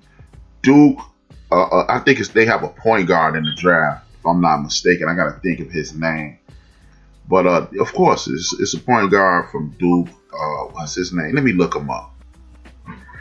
The kid from Duke is a point guard, if I'm not mistaken. This kid is Dookie. The point guard from Duke was the dude that everybody was checking out. But see, like, this is why I don't like the National Basketball Association, because there's so many different options in the NCAA because of a dude who I think is being slept on in the National Basketball in the college draft. His name is Trey Jones with Duke. Oh, okay. The dude who is huh? Huh? No, I was gonna say I think it was his brother named Titus Jones. He was in Duke a few years back. Oh, well, his big brother. But Trey Jones, a big body point guard at Duke. Another dude who I'm looking forward to watching on the next level. He has NBA game. His game transitions to the NBA better than most people. Is Cassius, what's his name? Damn. I had his name in my mouth just a second ago. Cassius. He played for Michigan State. He a point guard. What is this kid's name? Cassius. Damn it, I can't think of that kid's name. Family. Winston. Cassius Winston. His name is Cassius Winston. That's another dude I'm looking forward to seeing. I think his game is better suited for the NBA. But Cassius Winston. But man, like this, I don't ever have, only reason I watch the NBA is because I like college basketball so much. Otherwise, I wouldn't turn it on. I like seeing the dudes because to me, the dudes in the NBA can't hoop. Thanks, Microwave. Cassius Winston. Yeah. Thanks, Big P. Cassius Winston's the dude I'm talking about. With that being said, man, let's transition to the National Football League where we had a full week. We had a full week of Brady Ball watching. People acting like he did some shit that he really didn't do. But let's get this shit kicked off. At this point, y'all know how I feel about Tom Brady. At one point, he was Wolverine. At this point in his career, he's legitimately Logan. We're going to do this rapid fire like we always do. And because we got about 35 minutes to go on the show. The Tennessee Tuxedos played the Indianapolis Colts last Thursday night. The Indianapolis Colts showed and proved. Phillip Rivers had a very good game. Derrick Henry had a traditional game. The score was 34-17 Tuxedos. Talk to me about that game, somebody. I was excited about that game. Coach winning that and taking over the first place in the division. As you said, Derrick Henry had a modest game or a formidable game. Phillip Rivers didn't turn the ball over, and Tannehill just wasn't as good enough as he could be. And hey, Coach number one in the division right now. Good shot. Me personally, I think the pumpkin is about to strike midnight in Tennessee. They put all the eggs in the motherfucking what's that bum ass quarterback name? Ryan Tannehill. No, but what I'm saying is Ryan Tannehill. If you slow down Derrick Henry, Ryan Tannehill is trash. And a lot of people blame defenses. I'm not saying that the Tennessee Titans have a good defense, but a lot of times defenses get blamed for inadequate play. But when you consistently are out on the field, all you doing, you can't even get a glass of Gatorade before your team is 3 and out. I think that plays a tremendous role on it as well. I have zero respect for Tannehill. I have even less respect for Phillip Rivers. My man Microwave, he said he thinks this game last week gave Phillip Rivers another chance at the NFL. I think Phillip Rivers needs to be packing up his locker, headed towards Florida. Since he drove his ass from San Diego to Florida, I think he needs to be working on driving from San Diego, from Indianapolis to Florida. He's finished. He's done. Him, Drew Brees, and Tom Brady need to be doing a conga line to the retirement home. But I do respect what you're saying. I get what you're saying. But when you consistently being put out there, a bad defense looks horrible. To that, you say what? I mean, yeah, if that's the case, but that's not the case with the Tennessee Titans, though. They run the ball. That offense, the Bears made their defense look better than what it is the week before that. Mm-hmm. It's just that teams have constantly been able to throw across the middle on their team. And their defense has been lacking, man. I think it's both, to be honest with you. Again, I think Tannehill is actually a service quarterback for them. I think he's trash. I think he's trash. He showed it in the playoffs last year. When you need, all you have to do is neutralize the game, neutralize the running game. Tannehill is another version of Nick Foles, another version of Mitch Trubisky, another version. He's a poor man's Derek Carr, and Derek Carr ain't that fucking great. Damn, son. Damn, son. Tell how you really feel. He is. Houston ran into this buzzsaw called Cleveland. It was a serious shootout, 10-7. Talk to me, somebody. Bad weather game, man. Houston don't have the running game to support a game where you pounding like that. Mm-hmm. And I mean, they kept the ball out of Baker Mayfield's hands, man. You got two of the better running back tandem You got to pound them, man. That's what they did. Shout out to Nicholas Chubbs, Georgia, the town that his parents his great grandparents created. He showed and proved. I totally agree. As long as you don't let Faker Will Fail touch the ball, you'll win every week. To watch the racial slurs before over the Detroit Tigers, the Detroit Lions. Joe, talk to me. Man, that was actually a more exciting game than I thought it would be. Detroit jumped to a big lead. Washington came back. Man, Alex Smith put the things together. McKissick is becoming his favorite passing running back. So it's actually looking well. But of course, at the end, couldn't pull it out. Lions won. Stafford is doing his thing again. Pat Stafford is at it again. All he does is put up big numbers. As Shannon Sharp puts it, empty calorie. This is another reason that the Detroit Lions coach needs to be fired. Period. They got the curse of the Negro. Because when they fired my man Jim Caldwell, this is exactly what they get. I'm glad they stinking on to be down, but good win by the Detroit Lions. Big Illinois, the Jacksonville Jaguars, and versus the Aaron Rodgers. It's the truth, man. Ain't no way in hell Jim Caldwell should have been fired. I mean, the team with the better talent won. Because they actually came to play, and I think Green Bay kind of looked over them. But that Jacksonville team, man, they scrappy, man. They become the players. Just they don't have the talent to overcome mistakes by their quarterback. Mm-hmm. I agree with you to a point. I don't think it was definitely a trap game. Yeah, well, I'll give you that. That was definitely a trap game. But I think anytime you come to Green Bay and punch the Green Bay Packers in the mouth, if Aaron Rodgers can't step up, they gonna lose. You run that ball, you get physical with them, you gonna beat their ass. And like you said, whoever the coach is and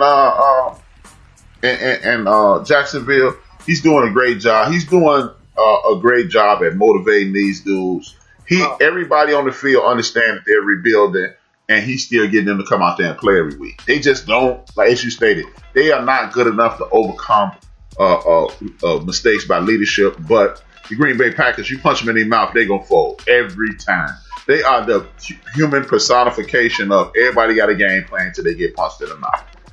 The Philadelphia Eagles versus, as a matter of fact, the Microwaves versus the Chief Rockets. Joe, talk to me. Man, man. Good job with the Giants winning that game, man. I really thought they wasn't going to win another game this season, stuff like that. But Wayne Gallman stepped in and put the thing on a running game. Kind of disappointed in the Eagles and Carson Wentz. That was supposed to be the time you take command of the division, but I don't know, man. I don't know what's going on with the Eagles. I don't know what's going on with them. To echo, I like the Giants, the direction the Giants going on. If they can get a consistent running game, because they got the linebacker core is playing. The defense is actually keeping them in some games, man.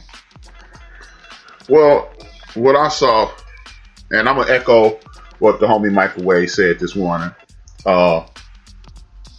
It seems that Matt Nagy and my man Coach P, they are definitely related to. They are definitely from the Andy Reid, Doug Peterson. They definitely from the Andy Reid School of Football.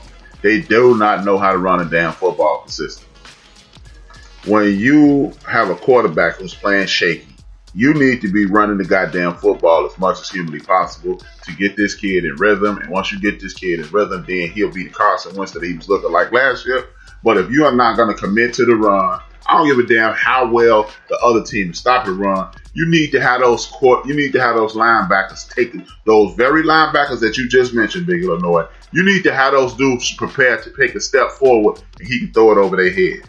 If we know you are throwing the football and we know Lane Johnson and the rest of your linemen are nicked up, we are going to put it on your ass. And that's what the Giants did. Big ups to the Chief Rockers. Big ups to the DJ Knox. Sorry, Microwave. Y'all got y'all draws kicked in y'all ass.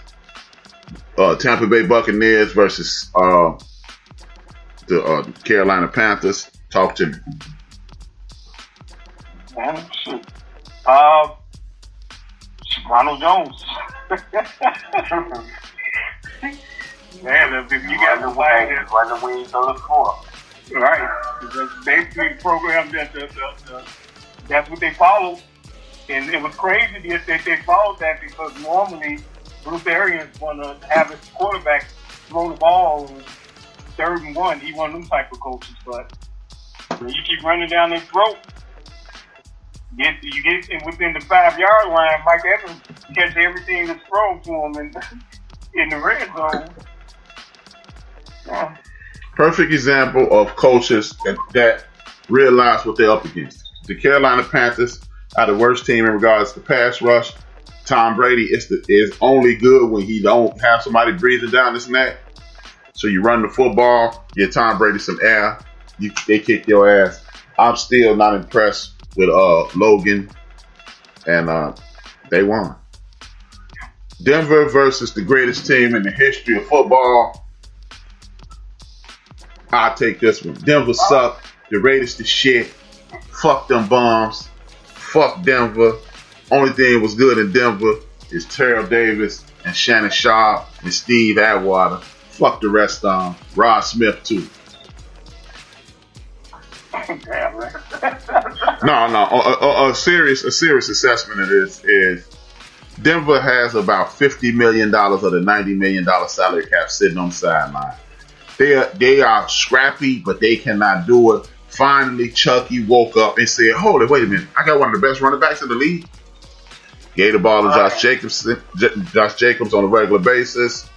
Jerry Jeudy showed out. Drew Lock did what he could do. At the end of the day, when you got half your defense watching, some of your offense watching, you're not going to compete with anybody in the National Football League on a regular basis. But I will give it up to Vic Fangio because he is, again, coaching, because the score is not indicative of his ability to coach. The Rams versus the Fins. Talk to me. Chargers and Fins. Man. Tua actually is able to come into his own. He's figuring the game out. I ain't saying he's an MVP, offering Pro Bowl, nothing like that. He is just starting to figure it out. And, we talked about in that first week, and he didn't have to win the game. He didn't have to do anything to win the game, but he was doing the things now to what he has to do. He's making time to go. Good pickup. And shout out to that young man, what's his last name? Abed, the running back. Mm-hmm. From like their 5th string running back, pretty much. Mm-hmm. Man, well, what I saw is Brian Flores put in his bid for Coach of the Year. Everybody, it's the easy pick is Mike Tomlin. I got mad love for Mike Tomlin. I root for Mike Tomlin all day, every day, twice on Sunday. But Brian Flores, 365 days ago, half the league was saying they are trying to throw games. He has turned it on since that point, since the midway point of last season. Brian Flores is coaching his ass off. He's putting Tua in situations where he can excel. And the Rams quarterback is a Riri. Period. He hits wide open linebackers like you would not believe. The Buffalo Bills versus the Rough Buffs versus the Craig Gants. Arizona versus Buffalo. Talk to me about this game and about that play. Man, that was he went to Aaron Rodgers against Arizona that year, the playoffs. Man, but man, that was a good back and forth game, man. You had Diggs who thought he had won the game. And I guess they was like, "Hey, hold my beer." Pretty much. Man, Exactly. Hey, but you know what I like about Kyler Murray, though, man? What's that? I think he's one of the better throwers as far as his arm motion, man. Because there was a few of those passes that he was throwing. I was like, damn, how did he get that shit off, man? But yeah, he put himself in the MVP talk. Because Russell didn't kind of. I'm gonna talk about that in a second too. But man, that was just one of those evenly matched teams, man. It just and Hail Mary won it, man. I'm gonna talk this Russell thing. I took away two things from this. Cliff Kingsbury. Well, three things. Cliff Kingsbury is actually coaching his ass off for one, and developing. Kyler Murray is using everything he ever used. Kyler Murray is the poster boy for stop making your kids play multiple sports. And the thing that I can't guarantee you this, Ruff Buff may want to fly to Chicago and punch me in the face. The one thing I took away from this game was the fact that coach went into that Zoom meeting and was talking that knock it down shit. This dude high pointed the ball. He 2 or 3 inches. I looked him up. That was a 5'11", a 6 foot, and a 5'9". Those guys were 5'10", 5'9", and 6 foot. My man is 6'1". I looked it up in the combine. They had regular athleticism. Dude had a 38-inch vertical. He went up, caught the ball. They did everything they could. I personally believe the fact that he went out there and was talking that bullshit about knock it down, we teach people to knock it down, I think he might lose that team for that. Because when you look at that replay, a triple covered dude shouldn't have caught that ball. This was one of those things that you just take your hat off. We lost, man. We did everything we could. He jumped up, high pointed the ball, pulled it down, touchdown, game over. It's a shitty way to lose. If you do anything to me, if you say anything to me, if you the coach, if you say that, say it behind closed doors because you ain't Bruce Arians. And two, the look on what's his name, Diggs, his face was like, lost this motherfucker, man. And we did everything we could. And that's that's one of those games that you say, hey man, we gave everything and we lost. If you feel like saying that bullshit about knock it down, you say that shit in the locker room. That's just me. I wouldn't have minded him saying it, but with these Carl Thomas sensitive ass dudes these days, I don't think he should have said it. The Seattle Seahawks. Real quick, before we move on, I want to on that game as well. And in regards to DeAndre Hopkins, if he hasn't been cemented in your top 5 receivers, moving up to even closer to number 1, that man does his thing on the field. Like, as much as we talk about the great catch, was also a great throw, but DeAndre Hopkins been doing this with all the quarterbacks that he's had. When it was TJ Yates, when it was Brock Osweiler, when it was No Name, he was doing this. So those are No Name. His name has definitely been, well, you know what I mean. It's exactly what I'm saying, though. The fact that he's been doing this with those bums, and just put some respect on DeAndre Hopkins' name. I know Sean Watson is kicking himself in the ass because he's lost his one of his best receivers he probably ever gonna have. Nah, he kicking Bill O'Brien in the ass. Big Illinois, Seattle. Talk to me. Man, if you can't run the ball, man, you gotta throw, and the other team know that you're throwing. I mean, turnovers are bound to happen, man. I'm glad you said it. I echo your sentiments as well. Plus, Adams went out for a second. I don't think did he finish the game though? I know he went out for. He came back. He did come out. He come back, but actually the defense didn't play as bad as they've been playing all year. Right. But if you can't run the ball, man, and it was times when Metcalf was actually open, but couldn't get to him because either the offensive line was not blocking or just Russell just had a bad game, man. I would correct that by saying I don't think Russell had a bad game. This is one of those games that you hear me bitching and moaning about the stats don't tell you the whole story. Yeah, he had turnovers, but me, you, and everybody know anything about football understands that all you have to do is speed the quarterback up a half a second, and you will win every fucking football game you win. And dude is being sped up a whole second. So on paper, you going, damn, man, Russ, you fucking up. But the reality of the situation is this, as you stated. Carson, Chief Rocker mentioned it on his show Monday. Microwave mentioned it today. No Carson, no line, Russell. It's only so many times you can slip and duck defensive linemen before they start putting it on your ass. Joe, the 49ers versus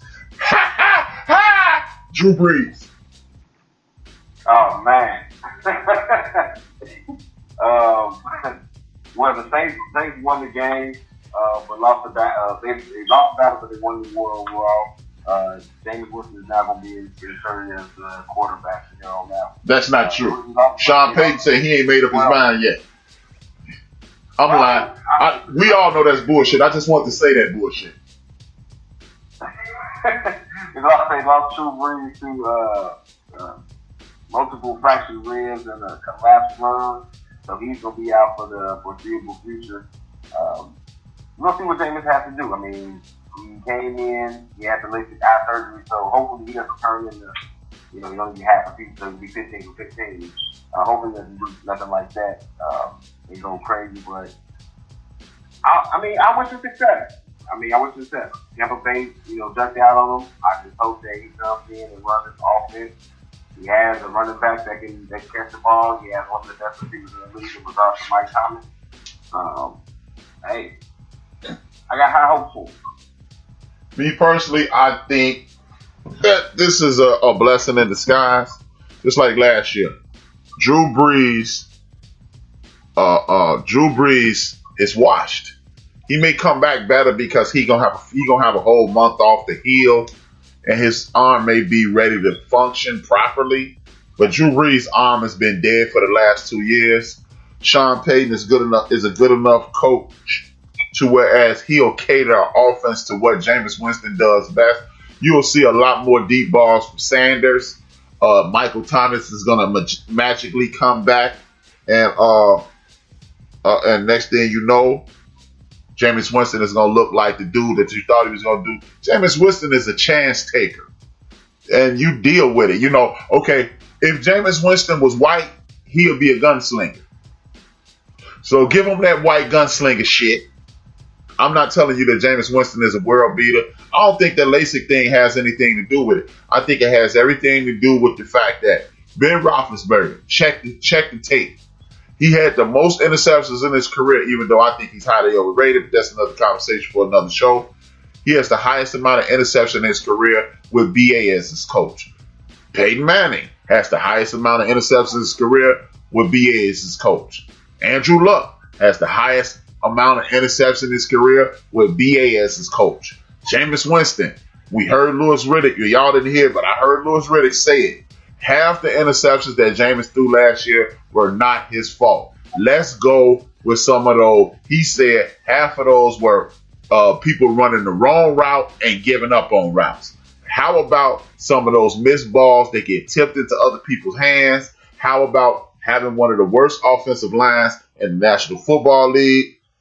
And then some of the worst offensive line in the National Football League. I don't think he's not as good as I think he is, and he's not as bad as reported, Joe. I don't think the LASIK thing helps a whole lot. I just think that's you playing an offense.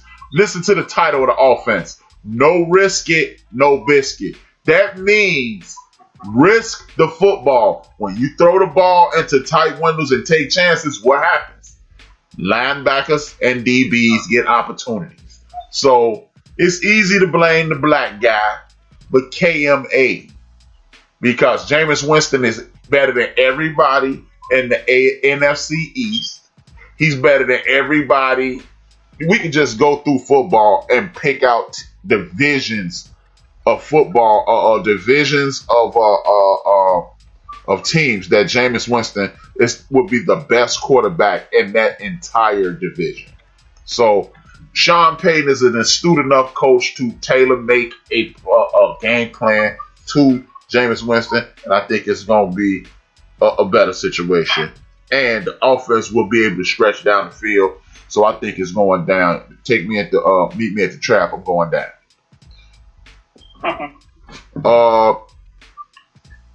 The Bungles versus the Steelers. Y'all could take that, or do y'all really want to just skip to the Ravens?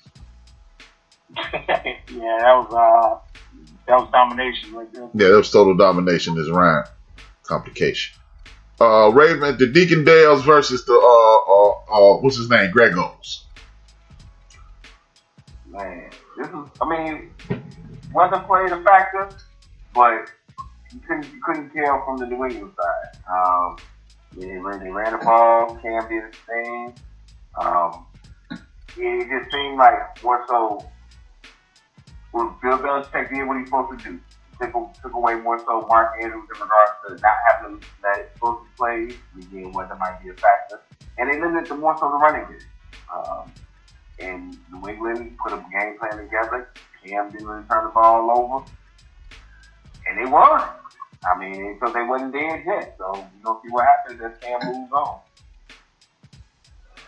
I think this is a perfect example of Bill Belichick's excellence in regards to coaching. Cam Newton is earning his pay. He's not turning over the ball. If you put like Big Illinois made a statement last week, Cam Newton is Phillip Rivers with speed, but Cam Newton been to a Super Bowl. Cam Newton had a league MVP, and I would argue that if you put LaDainian Tomlinson, Jackson, and Gates on a team with Cam Newton, they win the Super Bowl, and they wouldn't hit Bob Sanders 3 times in the NFC Championship game. They wouldn't hit Rodney Harrison twice in the AFC Championship game, and they just wouldn't do it. But that's neither here nor there.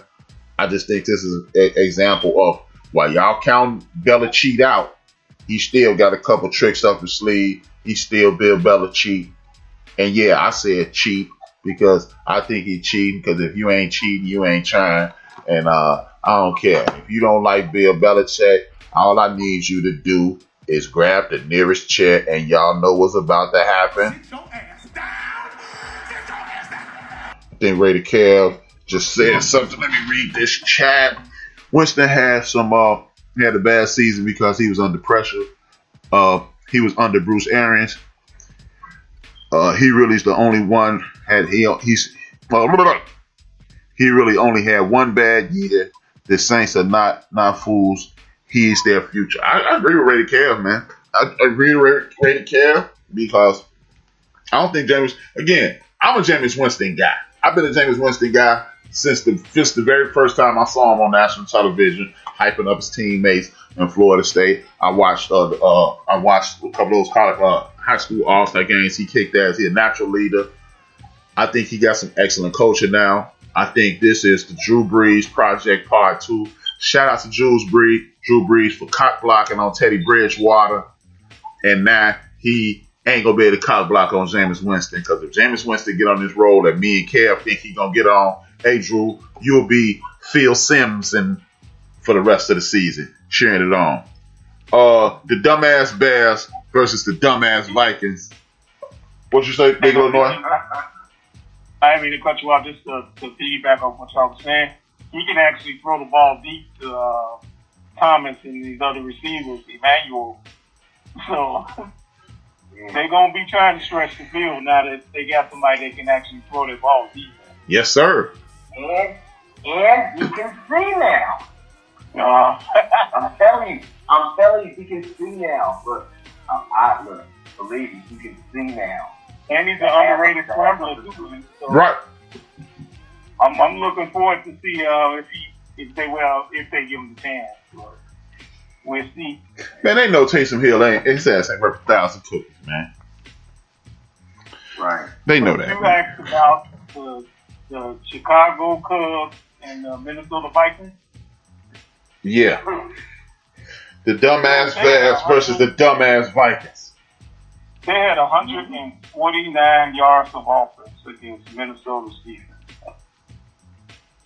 That's all I'm going to say for the rest of it. And we can go to the next. Oh, that's it. Yeah. There are, Matt Nagy, he needs to be fired. Mitch Trubisky and Nick Foles should help him carry his shit to his car and get in with him and leave. These are three of the most inept people I've seen in football in a very long time. I have zero respect for his ability as a coach. I ain't trying to hear it. I tried my best not to excoriate him in regards to coaching, but he said, "No, Rap, I ain't shit. Go on say it." So I'm gonna say it. Dude ain't shit. Hey, he walked into the meeting at the end of the game like old boy half faith. All right, who's coming with me? right. All right, who's coming with me? Hey, everybody else defense, the Cordell Patterson was like, "Nah, man, I'm we said, you go ahead." Yeah. They should fire him tonight, tomorrow night. They should fire him every day until Sunday. Well, they offense week. Well, this might be the only Sunday we know they're not gonna lose. With that being said, shout out to Kirk Cousins for finally winning the primetime game. They finally took it to him. He don't get credit for that shit, man. You don't get credit for that. I tried. You don't get credit for that shit. Dude is horrible. Dude, they didn't. This is team. These are two teams right here that management just can't get out their own fucking way. You don't re-sign Teddy Bridgewater. You let Diggs go. Diggs wanted to go because he knew y'all was gonna put the ball in Cousins' hands, and he wasn't gonna be looking like crap. He was gonna be looking like crap. Thielen is mad overrated. This dude Cousins is stealing. If Kirk Cousins is not showing up every Tuesday, if he don't show up 16 Tuesdays with a fucking mask on and not the kind for COVID, with a ski mask, because his ass is stealing. He is stealing. But the Vikings and the Bears, if you put their general manager room, their general manager ownership in the room, you couldn't come up with one brain. So, come on, man. The Minnesota Vikings consistently put up a very good team for the last 30 years, man. Think about it, man. The Vikings when the Vikings go down, they don't go down long. They consistently have mad talent on their team, and they have mismanaged that shit to the nth degree. I'm pissed off, and I'm not even a Vikings fan. I just like sports. I think the people in Minnesota deserve better. My bad, Mook. I meant to say Mook. I'm thinking about RC while I'm saying what's up to Mook. But yeah, man, if RC was still in the room, he'd tell y'all. The Minnesota, think about it, man. All the talent that they've been through Minnesota and they ain't won a Super Bowl. All that fucking talent that has gone through Minnesota. Anthony Carter, Randy Moss, Chris Carter, Jake Reed, Robert Smith, Adrian Peterson, Chris Dolman, John Randall, Joey Browner. All that fucking talent, they ain't won a Super Bowl. Randall Cunningham, Warren Moon. They even had Jeff George playing good up there. And they've been reduced to Kirk Cousins. Really? You talk, man, if Ed Lover, the people of Minnesota should pay Ed Lover to come up there and blow their horn and say through their fucking megaphone, "Come on, son. Get the fuck out of here with this bullshit." And the Bears, all I got to say is this. The Bears have had either had a borderline Hall of Famer or a Hall of Famer at every position on the field.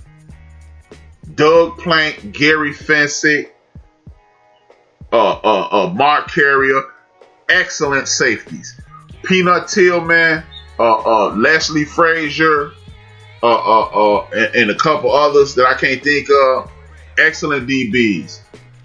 Fake ass Urlacher, Lance Briggs, Wilbur Marshall, Otis Wilson, Mike Singletary, Richard Dent, Mike, what's that boy name? Dan. What is his name? I can't think his name. I keep want to call him Dan McNeil. I can see his face. Not Dan Hampton is in the Hall of Fame, and the defensive tackle who should be in the Hall of Fame. He turned into a wrestler for like 5 minutes on the defensive side. You got the Steve McMichael.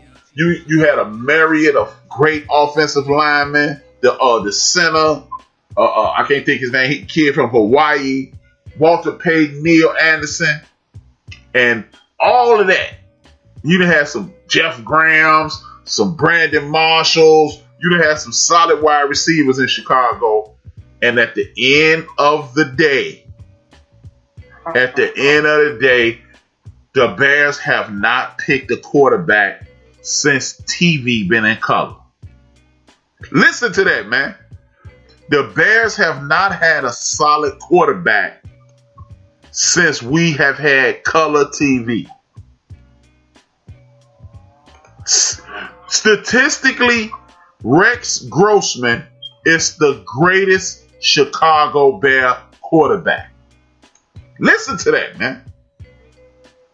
So that's why I said the dumbass Bears and the dumbass Vikings. Not even Dick Cutler? Dude, the Buffalo Bills have had Jim Kelly and some other solid quarterbacks. Dan Marino and Bob Greasy. Drew Bledsoe, Tom Brady.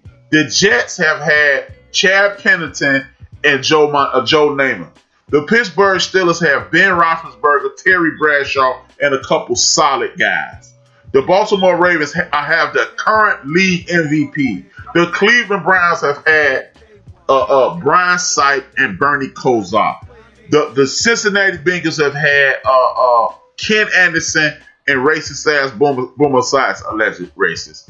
The Colts have had Johnny Unitas and Peyton Manning and Andrew Luck. The Titans have had Warren Moon and motherfucking Steve McNair. The Texans got Deshaun Watson. The Jaguars had that brother with the lupus. I can't think his name right now. And Mark Brunell. The Kansas City Chiefs got Lynn Dawson and Mahomes. The Raiders got Carr. They had Snake. And they had a couple other solid quarterbacks. Jim Plunkett. The Broncos had John Elway. The Chargers got Rivers Bumass and Fouts. The Eagles have Jaworski and fucking McNabb. The Giants got Simmons and Eli. The Washington Redskins had Joe Theismann and Mark Rippon. The Cowboys got fucking Troy Aikman, Tony Romo, and Roger Staubach. The Packers have had Favre, old boy from the 60s, and Aaron Rodgers. The Vikings had Tommy Kramer and a list of Wade Wilson, a list of other solid quarterbacks.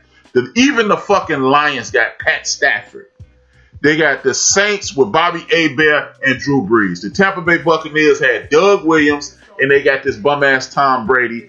And, man, that's about it. The Falcons got fucking Chris Miller, and this dude, Matty Ice. The Panthers got Cam Newton. The Cardinals got Kyler Murray. They done had fucking, what's the boy? Kyler Murray and Kurt Warner. The Rams got Kurt Warner and Vince Ferragamo. The Seahawks have had Hasselbeck and Russ. The 49ers got 2 Hall of Fame quarterbacks. And the Bears have had Jay Cutler. Are you fucking serious? Are you fucking serious? This shit is a joke. This shit is a joke in Chicago. And the crazy part about it is, you missed a lot. Like, it's a couple names you missed in like certain places, and it's still, damn. That's all. I'm talking about every team in the league has had one very good to solid. The Bears haven't had a solid quarterback in my fucking life. Jim McMahon is solid, but he stayed hurt. And they couldn't wait to get his ass out of town. The fuck out of here, man. The fuck out of here. With that being said, we got the Cardinals playing the Seahawks this week. Seahawks. Man, I'm riding high with the Cardinals, man. I got the Seahawks too. The Falcons versus the Saints. I'm going with the Saints. Saints. Did you pick Illinois? Yeah, that's what I think. Oh, okay, I ain't hear you. Bengals versus the racial slurs. Racial slurs. I'm gonna go with the Bengals. Me too. Eagles versus the Faker Will Fails. Give me the Browns. I'm going with the Eagles for the bounce back. The Lions versus the Panthers. Give me the Lions. I'm going with the Bridgewaters. The Tuxedos versus the Ravens. Give me the Deacondales. Yeah, Ravens. The Patriots versus the Texans. Well, with the Cam. Yeah, give me the Patriots. The Steelers versus the Jaguars. No need to even answer that. The Dolphins versus the Broncos. Dolphins. Dolphins. The Jets versus the Chargers. The Chargers hopefully are weird. Right, they snake bitten ass. How about them Cowboys versus the dumbass Vikings? I'm going with the Vikings. I'm going with the Vikings as well. I'm going with the Cowboys. Fuck the dumbass Vikings. Colts versus the Packers. Give me the Colts. All right, Colts. I'm going with the Packers. I'm going with the Colts. Raider Nation will beat the Chiefs. Give me the Chiefs. Well, the Chiefs with the bounce back of the revenge. The Rams versus the Buccaneers. Give me the Rams. With the Rams. I'm going with the Rams too. 18-16.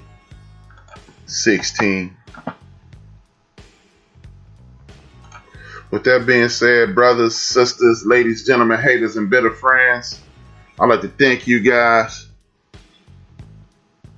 Yeah, man, Raider Kev said, damn, wrapped us a good list. You're so right, the Bears are embarrassment. I never thought about it like that. It's a damn shame, Raider. It's a damn shame, bro. All these fucking years, man. I'm 50, man. The Bears were horrible in the 70s. For about 4 years, they were good in the 80s. They were horrible in the 90s. They bounced back with Lovey. Come on, man. These are the best quarterbacks of the Bears in my lifetime. From worst to best. Jim Miller, Eric Kramer, Steve Walsh, and fucking, who else? And Jim McMahon. Most people don't even know those names. And you are in the third largest market in America, and you got trash at the quarterback position. Look at some of the quarterbacks you said, nah, I would rather have this white boy throwing up on the sideline, a.k.a. K McNown. No, we don't need Dante Culpepper. Nah. I would rather not have Randy Moss. Give me Curtis Eames. Now, I can't really trip on Gross Rexman, because Rex Grossman was third in the Heisman joint, yada, yada, yada, yada, yada. So I ain't really gonna trip on the Gross Rexman. But he still sucked.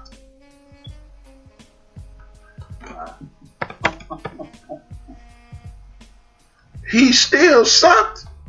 He stunk all to be damned. Straight garbage truck juice. There you go. Let me see. I'm looking this up right now. 2003 Gross Rexman. Who the fuck did the Bears pass up? I bet you they passed. Okay, they had Michael Haynes. He got hurt. Gross Rexman.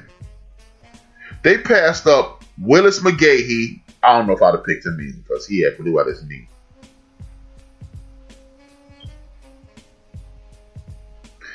I would have picked him instead of Gross Rex. Fuck Gross Rex. There wasn't no quarterbacks picked behind him that was worth a crap, but I'm still not picking. I can't really trip on Gross Rex. Because at Florida, he was heating up, and you never know if he wouldn't have got hurt. And at the end of the day, Gross Rexman took their ass to a Super Bowl. But with that being said, brothers, parting shots, 2 fingers, talk to your boy. Talk to your boy. Man, as I say every week, everybody be safe out there. Wash your hands, wear your mask. Thanks for listening. See you next week. All right. Thank everybody for tuning in.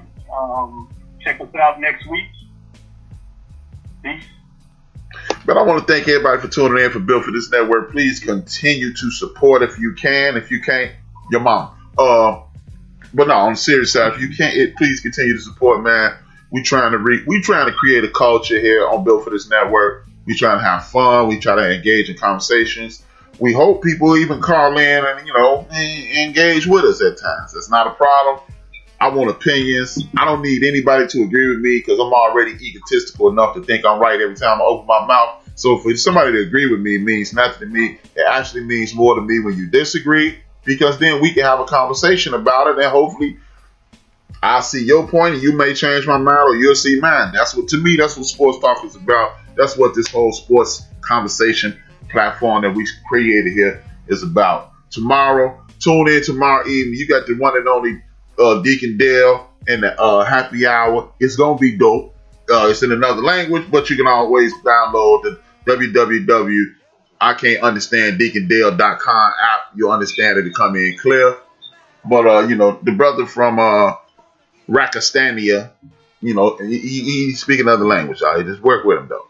Now on the serious side, tune in to Deacon Dale tomorrow evening. Our homeboy, one of the dopest DJs in the world, D Great. He's on hiatus, relaxing his mind, let his conscience be free. Get down to the sound. Esquire ready. That was whack. But D Great on vacation, so tune in tomorrow for Deacon Dale, the word of quarter Deacon Dale. Then tune in tomorrow evening for Built for This Network's own Big Illinois and his crew. I'm a part of that crew. Proud to be. It's gonna be riveting conversation about whatever. Please. Man, we would really appreciate if y'all start calling in, engaging in the conversation. Again, man, we don't have the answers.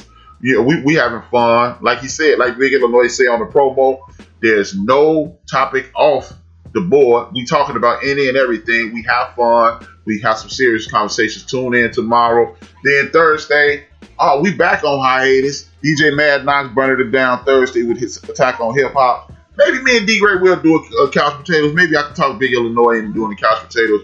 We're going to make it fun.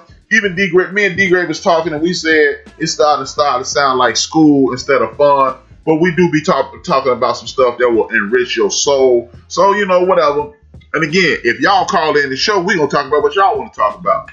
So potentially couch potatoes tomorrow. Definitely attack on hip hop. DJ Mad Knox, a.k.a. the show killer. Y'all see, Knox tried to make our show bad today. He know I love theory. And he tried to put the theory on, but I already had my show rolled out. So you ain't beat me, Knox. That's a little joke me and DJ Mad Knox got together, man. But check him and Big Illinois out Friday. DJ Knox give you mad energy. Big Illinois, smooth groove, smooth you right out, man. For after a long fucking week, he gonna be blowing a stogie. Potentially, if he ain't have his grandkids over there, he don't be smoking around shorties. Big Illinois love the kids. But then Saturday morning, Lisa gonna be killing it. Deacon Dale and 334, they gonna be killing it. With the blues. So we covering either the R&B charts, the R&B smooth groove charts, or the blues charts, whatever you like, man. Tune in either way. Brady got a show come on. The Fun House on Sundays. D Great, he on vacation. Then we gonna have the number one Chief Rockin' Jersey Vern Monday morning. Burn it down. He got the intern. He got the homies from the military. He got the motherfucking giant calls. He got the motherfucking housewives. He got the sports. He got the personality. He got the motherfucking charisma. Tune in to number one Chief Rocker Jersey, right? That man might be talking about baking the cake. Chief Rocker talking about any and everything, whatever you want to talk about. That's what Chief Rocker show gonna be about. We have good shows. We have mad entertainment. Listen, this is not just for now. Listen to the replays. Go back, listen again and again and again and again and again. Speak on it, Illinois. Now I'll tell Chief Rocker to talk about season turkey. Yeah. You never know. Chief Rocker sent me some pictures. Chief Rocker can burn, man. Chief Rocker can get out on the stove. I'm dead serious because I want to fry turkey this year, but I want to know how I can season it before. Hey, hit Chief Rocker up. I'm going to shoot you his phone number. Hey, if you ask Chief Rocker to talk about cooking, he going to talk about cooking. Chief Rocker got the charisma. His chat room be jumping. Whatever you talking about, that's what Chief Rocker going to talk about. He mad versatile. Dope. He a dope MC. Fucking we MCs out here. He the master of the ceremony. Tonight, tune in to Tasty Talk.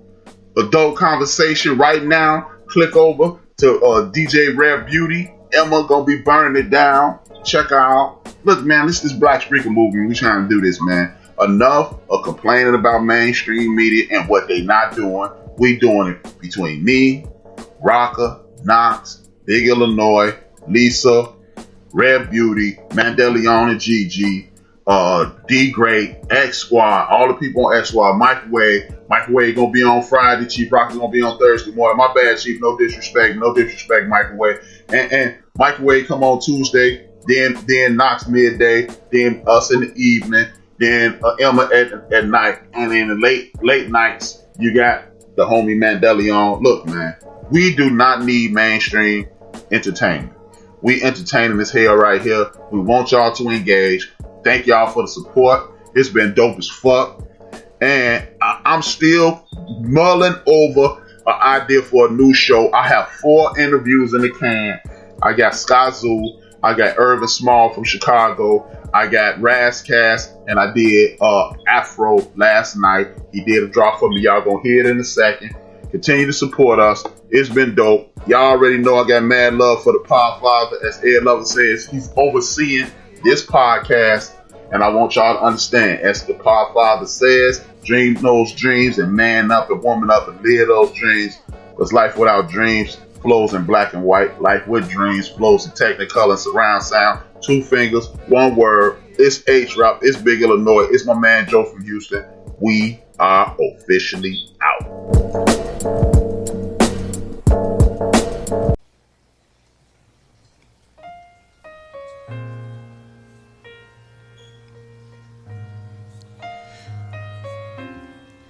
Yo, this is Big Illinois 73. I want you to tune in to the Backyard Podcast music sessions Friday nights, 10 p.m. Central Time on the Built for This network on the Spreaker.com. Check us out. Hit the like button, subscribe. Peace.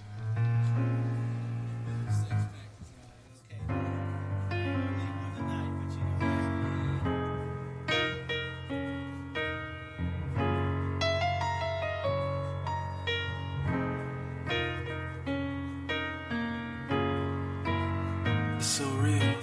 It is real. It is real. It is real. It is real.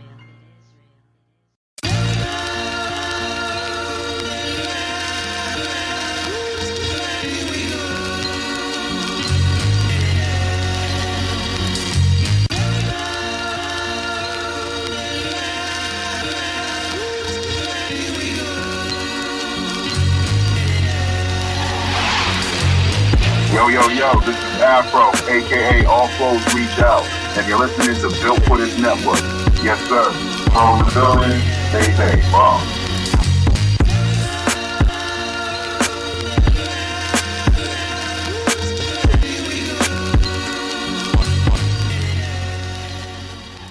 We are Built for This network, for the strong, not the weak.